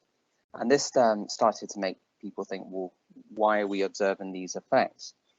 Well, ACE inhibitors and ARBs are commonly prescribed antihypertensives, and the pathogenic coronaviruses depend on the interaction with the ACE2 receptor to enter human cells. And exposure to ACE inhibitors and ARBs is thought to upregulate the ACE2, and the hypothesis is this effect potentially may increase the severity of COVID infection. Next slide. So these concerns have been expressed in the academic community, and here in the top we see a letter in the Lancet Respiratory Medicine setting out some of the concerns, and it's really generated a lot of public concern, leading to medicine regulators and clinical guideline decision makers to issue communications advising people not to stop taking these medicines during the COVID-19 pandemic because there is no strong evidence. However, this lack of evidence is what we're really hoping to address with these studies, and we're hoping to generate some strong evidence really to inform public health on this matter. Next slide, please. So we're going to test two hypotheses. The first is whether patients exposed to ACE inhibitors and ARBs have a difference in the risk of developing COVID-19 and its effects. And in the second study is to look at those patients who are COVID-19 positive, who are also exposed to ACE inhibitors and ARBs, have a difference in the risk of developing complications, such as intensive care unit admission, ventilation, and death. In both of these studies, the controls will be patients with other antihypertensives. Next slide, please. So to test the first hypothesis, we're going to use prevalent user design. We're going to compare ACE inhibitor or ARB given as monotherapy for the treatment of hypertension to an active comparator made up of patients taking another antihypertensive as monotherapy. Now this slide gives you a snapshot of how these exposures will be generated. We'll be using a combination of identifying prescriptions within a certain period of time before the index date, and also the use of estimating drug eras spanning up to the index date. All patients will have a prior history of hypertension, and the main outcome in the first study will be incident COVID-19 diagnosis. Next slide, please. The second study design will use the COVID positive diagnosis date as the index date rather than a fixed period of time of December 2019, which we used in the first study.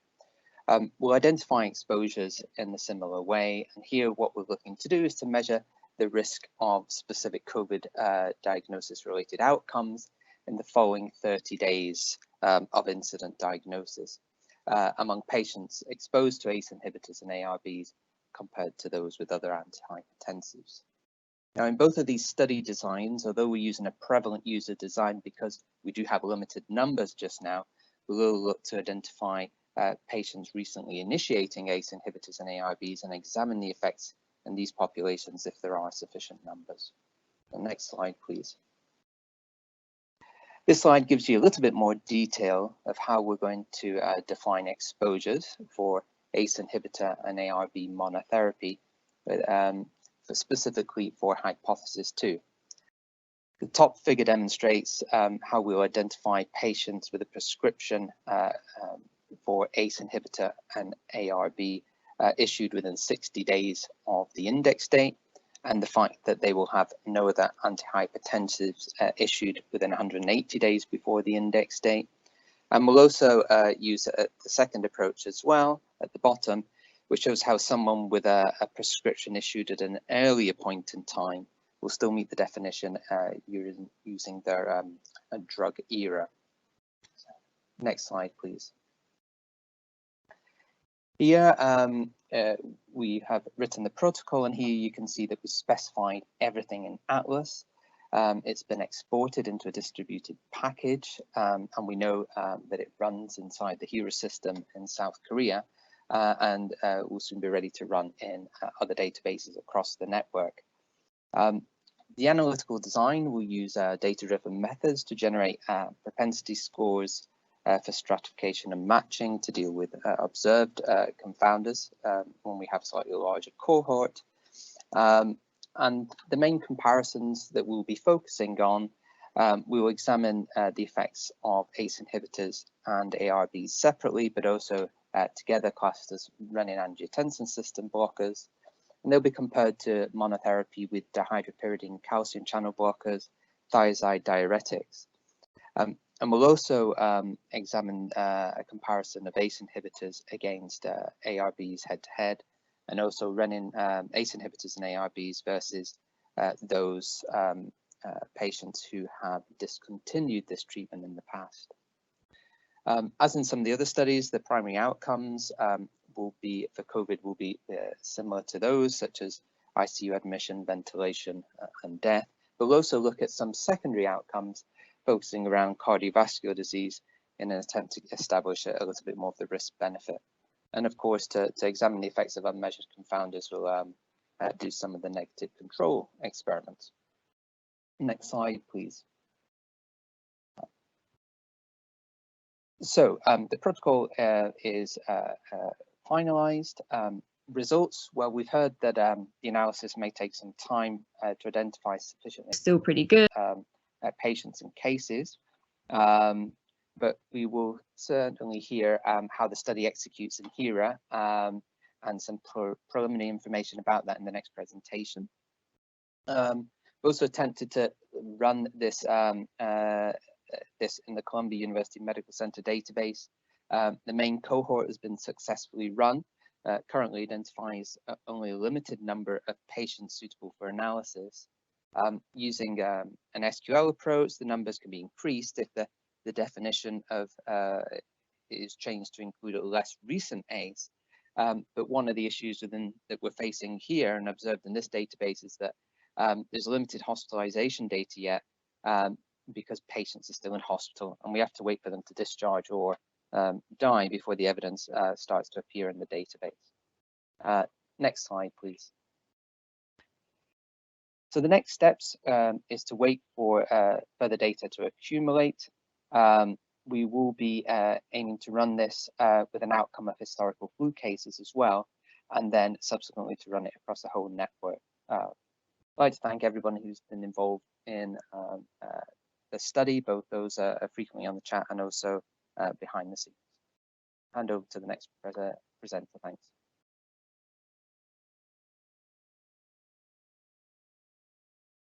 Okay, hi, this is Chan. I'm here for the representative of Korean government here and my university,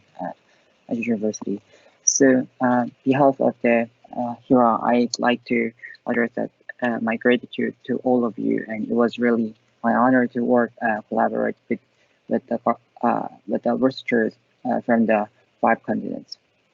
And here I would like to introduce the summary of the COVID-19 study with HERA's data. Next slide. So we launched open data for COVID-19 project with the HERA's data from the Friday. So, and among during the 4 days, we've got 1,700 visitors from 32 countries for 3 days. So we got the visitors from the United States, like 1,000 visitors from US and 500 visitors from South Korea. More than 160 individual visitors have registered from 15 countries to this website, and nearly 30 research projects are submitted for analysis, which includes digital characterization with relationship between baseline condition and health, that has relationship between drug intake and patient level prediction using machine learning program. There are so many ongoing projects too. Next slide. So it was really wonderful experience. This is not my this is not what I write. This is from the agent from HERA and my government, and we'll update the data regularly. We think that weekly update of the HERA's data, and we would like to collaborate with you in the future too. Next slide. So I'd like to share the brief summary of what we've got here. So this is the result from the characterization team led by Edward Barnes, and you can see that the characterization of the patient with COVID-19 here, it was really wonderful. You can see that we do have the much younger patients than older patients, so be careful that younger patients are more susceptible, prone to have more COVID-19 here. And among the COVID-19 patients, about 10% of them have the history of depressive disorder, and 16% have the diabetes mellitus, and about 30% of them had the hyperlipidemia, and 20% of them have the hypertensive disorder. This result actually will be shared by the researchers after the IRB, after getting the IRB approval. Next slide. This is the preliminary result from the research for the comparison of clinical outcome between antihypertensive medication users. So up to now, we do not have the conclusive results, but we do not see the significant difference between R versus CCB users in COVID-19 patients. And the next slide. This is what Jenna showed, that we've already got the result from the prediction team that we try to predict the hospitalization among patients with symptoms of viral infection or diagnosis of COVID-19. So we've got the promising result from the current prediction model, and this is really amazing job. So this is the end of my slide, I think. And again, let me express my gratitude to the Korean government and HERA to provide this data to the world. And I'm proud that we really inspire the world that we can work together, and how we can prepare the data really in a fast way, and how we can work together to generate the reliable evidence in current pandemics. Thank you all.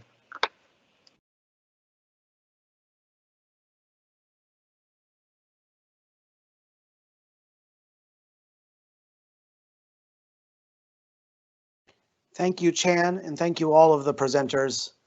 I hope you guys are all as blown away and as excited and amazed and humbled as I am by what's possible when a community comes together and focused to do what's right for public health. What you just saw was in 88 hours. We took a bunch of questions that are super important for public health, brought to us by government agencies and public health institutions from academia, industry, and government. And we brought those questions together. We designed appropriate analyses.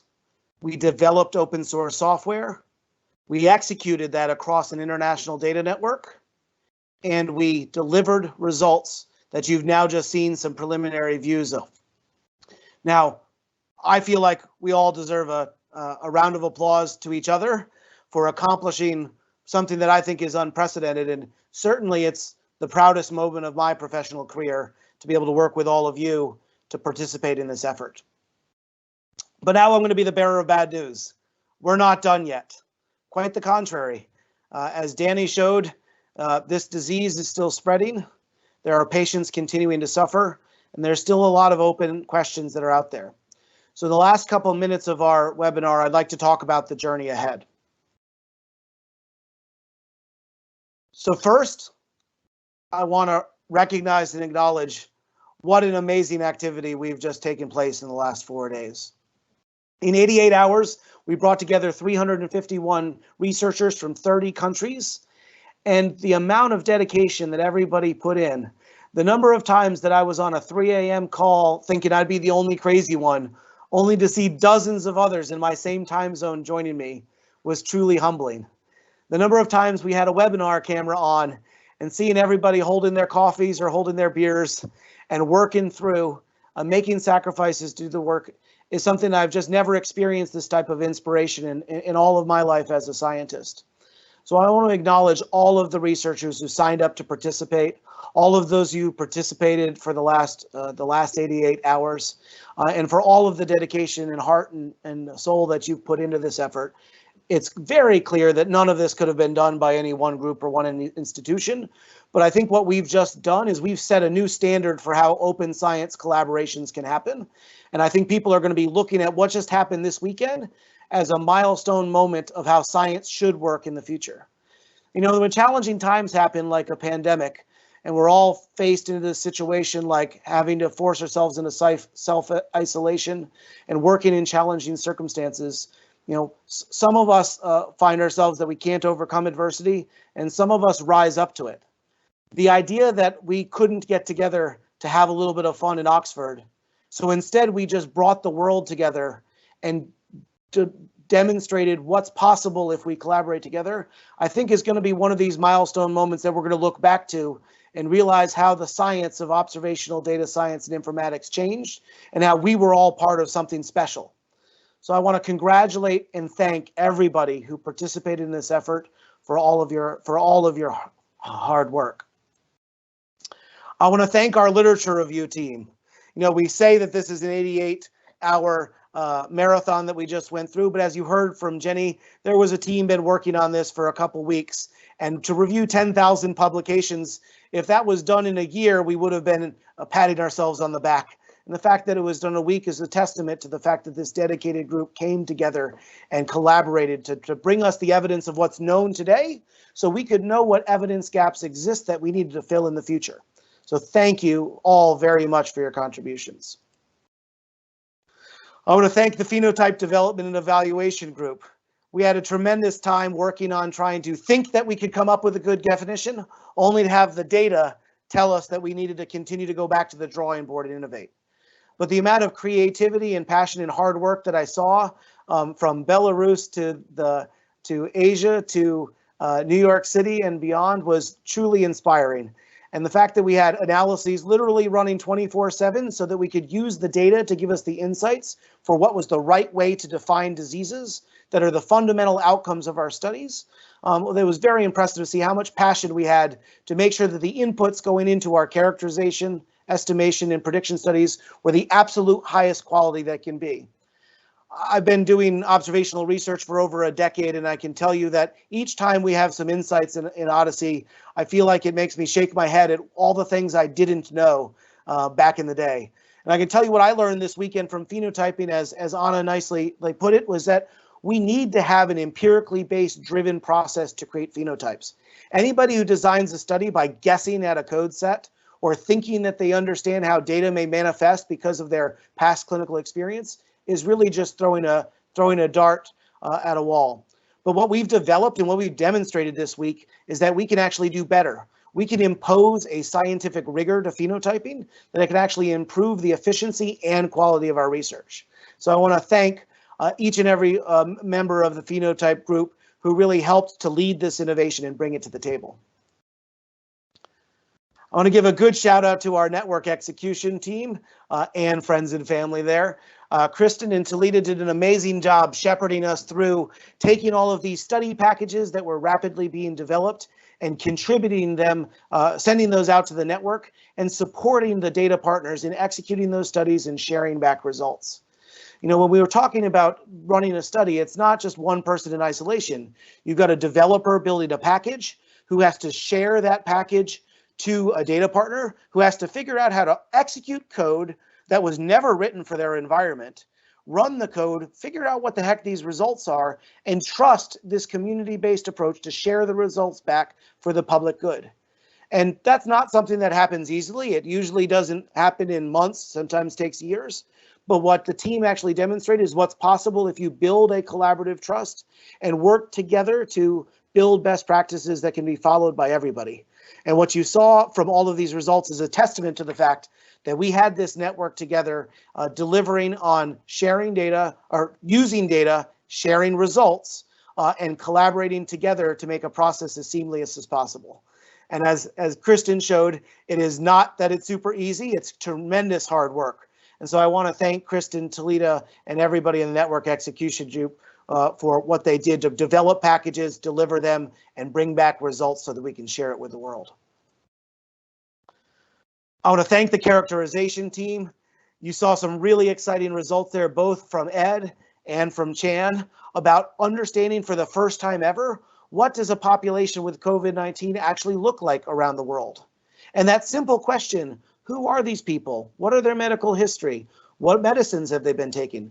These are critical questions we have not had the answer to until today, when because of our network, for the first time ever, we've produced a systematic analysis of COVID-19 patients around the world, and we're now going to be able to compile that results and share it with policymakers, healthcare professionals, and all other interested parties who need this information to understand exactly how do we fight off this terrible disease. So I want to thank everybody in the characterization group for thinking rigorously about a characterization study and for delivering a high quality study that not only has delivered results today, but figures to be the absolute foundation for how we characterize these populations in the weeks and months to come as we continue to try to learn about this disease. I've got to thank the prediction group. You just saw something just truly amazing today.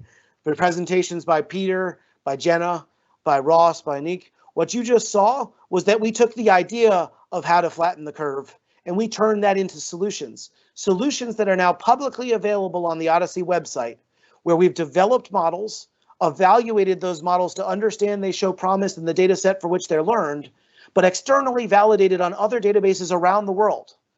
You know, there's many publications talking about the hype and excitement about machine learning.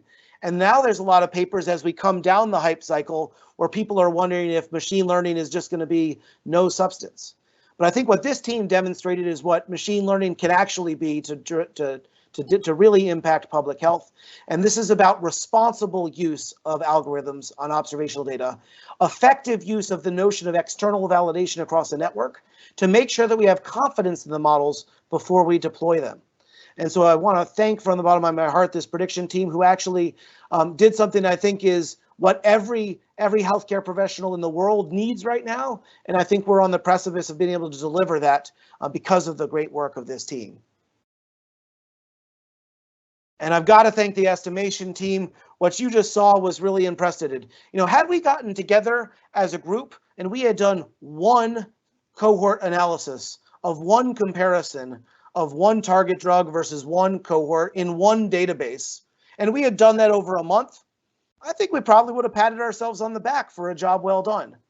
But what you just saw was Danny provided a comprehensive safety profile of hydroxychloroquine, the largest study to date on a drug that likely is going to be used by hundreds of thousands of patients around the world. And the fact that it looks like preliminarily that we've got some reassurance about the safety of that medicine is a tremendous contribution to public health.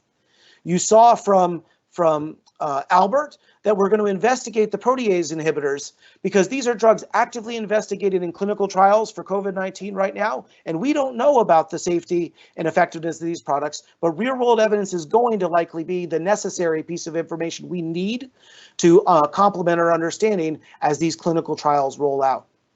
And you saw from Daniel that ACE inhibitors, this question that healthcare providers have at the top of their mind every single day, while we don't have the data right now to produce a definitive conclusion, we now have an extremely strong study design that is now ready, packaged up, and waiting for data to become available so that the moment that COVID-19 data is available across the OHDSI community, we can deliver high quality evidence to inform this extremely important public health question. So I want to thank the estimation group for all of their major contributions in the design, implementation, and execution of all of our estimation studies. I've also got to give a big shout out to our infrastructure team. So it doesn't just happen that 350 people show up on a website and everything works great. It's actually the hard work and dedication of a lot of folks, from the technical infrastructure to create a platform for collaboration, to the fact that we had to stand up servers around the OHDSI system to provide places for researchers to collaborate together. This was done by a range of researchers, helping everything from making sure that people could log on to making sure that people had access to an infrastructure to collaborate, as well as Craig Saxon leading our communications so that those knew what was going on and could share these messages with other researchers who surely need to hear what we're doing, because what we're doing is generating reliable evidence to inform medical practice, but we need this evidence in the hands of those who need it. And so I want to thank our infrastructure team for everything they did to pull off this amazing weekend. So I'm the bearer of bad news. While the Study-A-Thon may be finishing today, this is only the start of our journey. With tremendous thanks to Erasmus MC, the Microsoft Teams collaboration platform that we created to hold this Study-A-Thon is going to continue to be available to support our ongoing OHDSI collaborations. So the studies that you saw that are still underway, we're going to continue to use this venue as a way to collaborate together. I'll have to say, a lesson for me, I had never actually used Microsoft Teams much until this weekend, and I was quite concerned about how a collaboration platform would pull off having 350 people from 30 different countries actually trying to all work together. And I was amazed by both the technology working for us, but also how as collaborators, we figured it out to work together and figured out how to collaborate as one team, albeit virtually and albeit in every time zone around the world. The fact that we made this work, I think, is a testament to what open science collaborations can really be. Thanks to the generous support from AWS, as well as the great help from Lee Evans, we've stood up a virtual environment for building and designing observational designs. Atlas-COVID-19.odyssey.org has been our instance of Atlas that we've been using as a collaborative sandbox to develop analyses, and that will continue to be available while we persist through this work. And as you heard, there's a lot of studies that are going on, tremendous preliminary work, but really we're really at the start of the journey of dissemination. And each and every one of those teams that's been participating is going to be charting out their own strategy for dissemination. But as focused for our OHDSI community, our goal is to get evidence in the hands of those that need it. And so we're going to encourage everybody, as you generate insights and develop reliable evidence, that you share that information as publicly and as broadly as possible. We're using data.odyssey.org as a venue for us to share results and make them publicly available as soon as possible. And so you saw from Jenna and Ross and Aniek how we already have patient-level prediction models up there loaded. And you saw from Danny that estimation results. We've used this platform to evaluate the study diagnostics and then to unblind ourselves once protocols were finalized and diagnostics were passed. And so we'll continue our mandate of trying to get this evidence out there by sharing it as quickly as possible. But putting data on a website doesn't necessarily complete this journey of evidence dissemination. We certainly recognize the need and importance to publish our work. And so the teams are already actively underway in drafting manuscripts, which will go through the peer review publication process. And we're going to encourage all of that effort to be sharing that results in open access so that this information can get in the hands of decision makers as quickly as possible. Now, in 88 hours, we did a heck of a lot of work. We answered an awful lot of questions. We answered questions that were prioritized to us by our stakeholders across various governments and public health institutions. But what we also heard from the community was that there's a lot more important questions that need answering. And we actually received a lot of questions on the OHDSI forums, as well as in the Teams environment, where researchers have brought to bear other important questions that we think could be very meaningful. I've just posted a summary of these.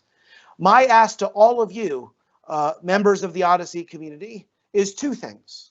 First, keep asking good questions. And when you're going to ask a question, don't keep it to yourself. Don't think that you're going to answer this amazing research question and scoop everybody else. Post your thoughts on the OHDSI forums.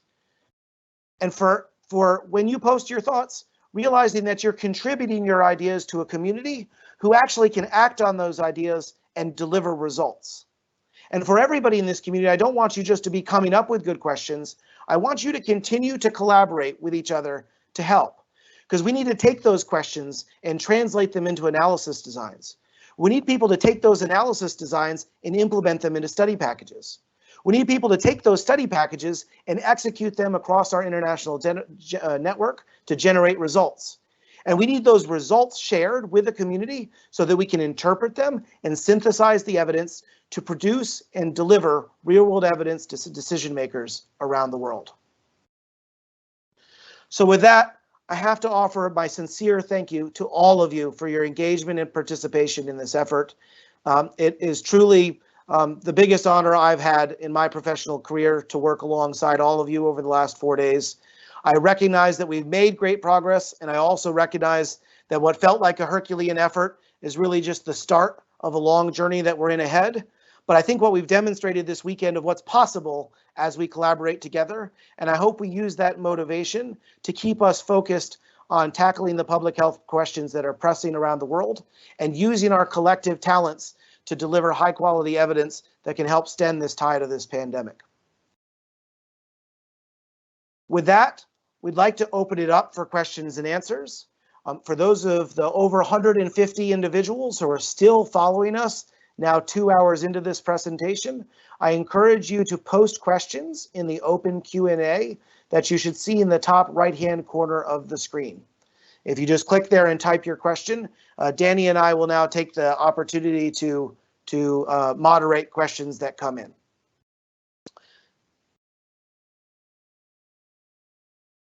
Danny, we've got a question already. Maybe I'll throw it your way.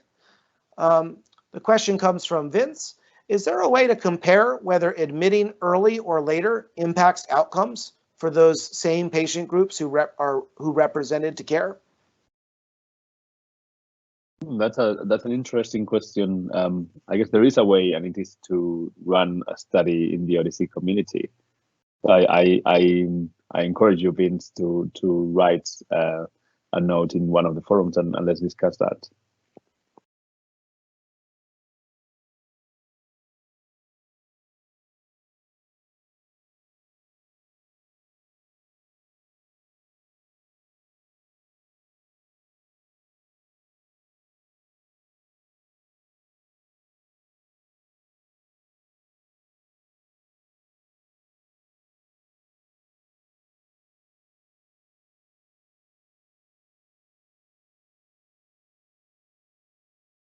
Patrick, you are muted.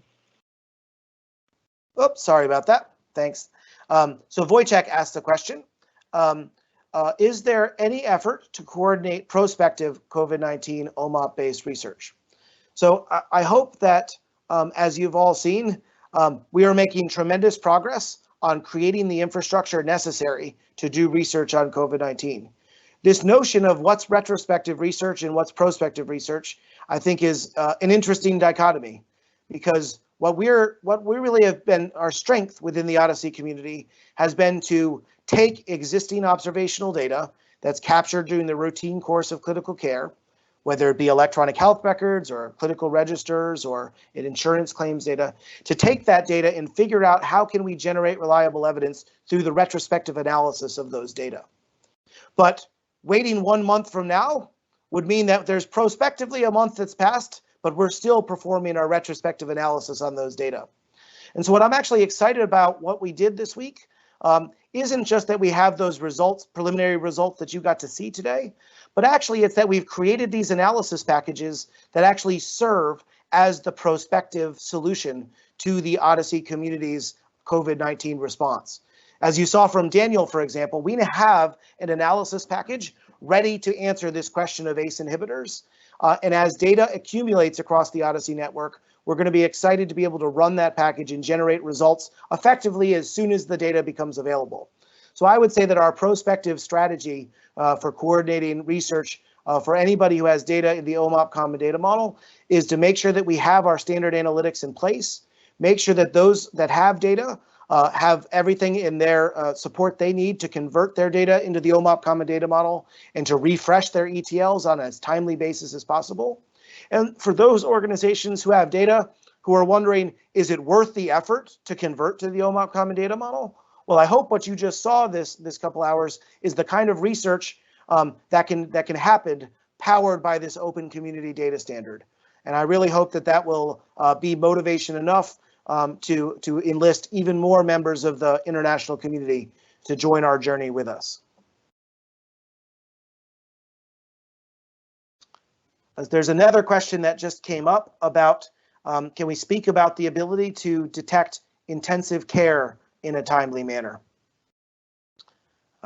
So I'll comment on one thing that we actually did in our phenotype group. We actually spent a lot of time, led by Gautam Rao and Kristin Reich. We spent a lot of time trying to figure out exactly what does it mean to have intensive care. What we recognized is across the international community, it seems pretty viable that we can observe mechanical ventilation, that we can capture procedures for tracheostomy and ECMO. However, the notion of ICU care is something that's quite disparate around the world. And so we had a real challenge in actually figuring out the appropriate phenotyping for intensive services within a hospitalization. I think we made a nice, we made a sound decision to focus on those specific observed activities that happen in intensive services with ventilation and such. And I think that that's a reasonable definition. As it relates to the timeliness of data, I think that's going to vary across our data network. And what I'm really happy to see that Kristin and Talita and George initiated was reaching out to data partners to really try to better understand data recency, to understand when could we expect more up-to-date data to become available, so that we can have a realistic expectation that we can communicate to all stakeholders about when new data may become available. And what we heard from some of our colleagues in various government agencies is that most of the questions that are necessary are going to require both outpatient services and inpatient care to really tackle the longitudinality that exists. And I think there's no community in the world better equipped to answer those longitudinal retrospective analysis questions than us here in the OHDSI community. And so I encourage all of you who have access to data to join this effort with us.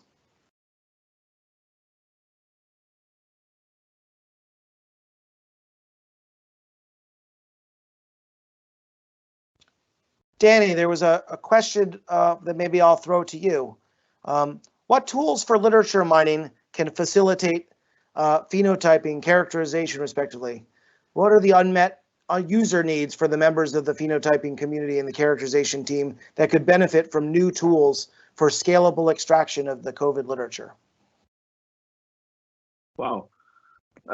So we have been using a number of tools that have proved quite useful this week. Of course, the classic EndNote and the likes, but we have also been using this software called Rayan, which is open access, and it's proved very useful to do screening of the literature, especially in a situation like the current one where we have to work virtually and not meet each other. So I think that's one that we should definitely look into.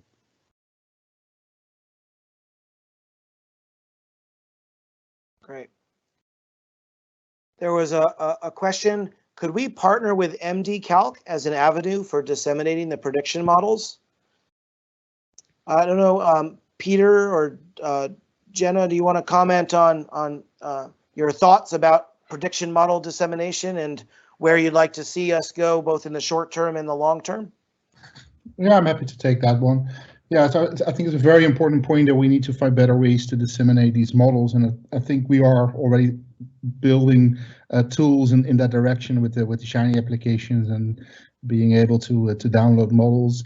I think we can still do a better job in building a library of all the models that we've been building over time, and have others add their models to our libraries.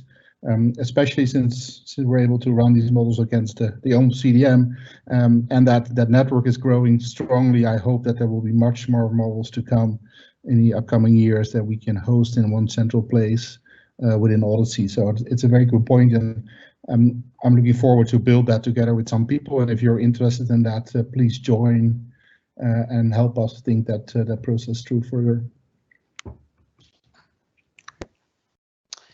Danny, we got a question about follow-up to this. So I guess some people just didn't get enough over the last 88 hours. Question was, what kind of follow-up should we expect? Are we going to have some weekly meetings? How do we continue to continue to move this work forward? Yeah, I haven't had enough myself, so I can assure you that we will continue and bring the current projects to fruition and to completion. And there's a long list of very interesting projects that are already posted in the new studies channel that we set up. So I think there's definitely a need for the Study-A-Thon leads to sit down and discuss how we're going to be moving forward, because there's a lot of stuff that we can do that will have an impact on patient care. Great. And a question from Giannis, and I think it's like 3 a.m., 4 a.m., 5 a.m. there. I don't know. It's been a late night for him, but he's still asking us that they're working on several protocols that can have a direct benefit from the Study-A-Thon experience, results, and the prospects. Is there any way that they can cite the work of this Study-A-Thon so that everybody on the planet can use the same references and further strengthen our common work? Danny, I don't think we've had any conversations about this. Do you have any initial thoughts about how we might be able to have this experience be something that people can reference and point people to in the future? Yeah, so we have discussed, at least in a couple of groups, the possibility of producing some preprints in bioRxiv, so that the stuff that we are producing is citable and can be referenced even before we go through the usually tedious process of peer review and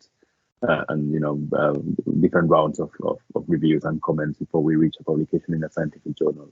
So we are going to be looking seriously into that. We received another question about that I'll take, a question about the OMOP common data model. Were there any sort of weaknesses or limitations that we discovered?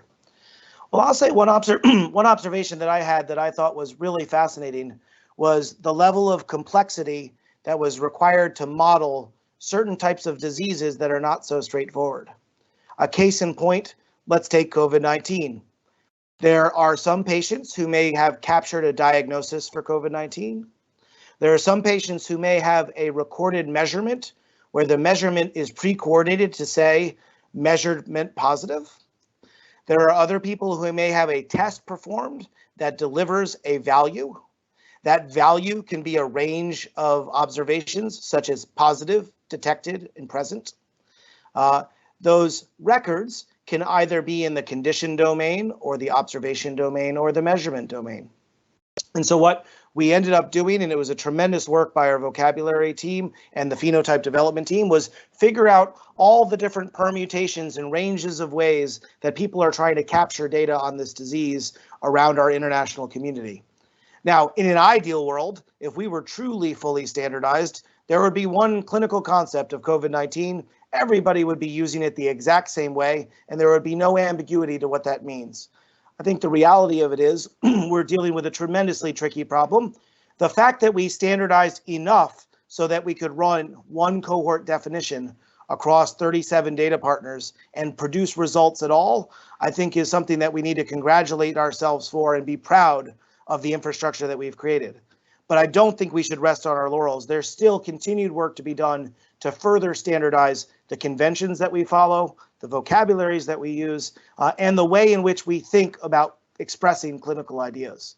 But I think what we learned from this week above all else is that if we have a community effort, open community data standards, open source analytic tools, then we can deliver high quality evidence to answer real questions that matter to the world, and we can do it together as efficiently as anybody has ever seen.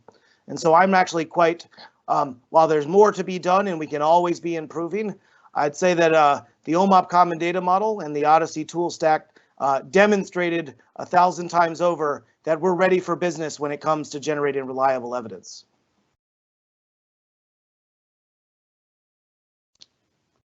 All right, seeing no more questions, Danny, I'm going to let you close us out.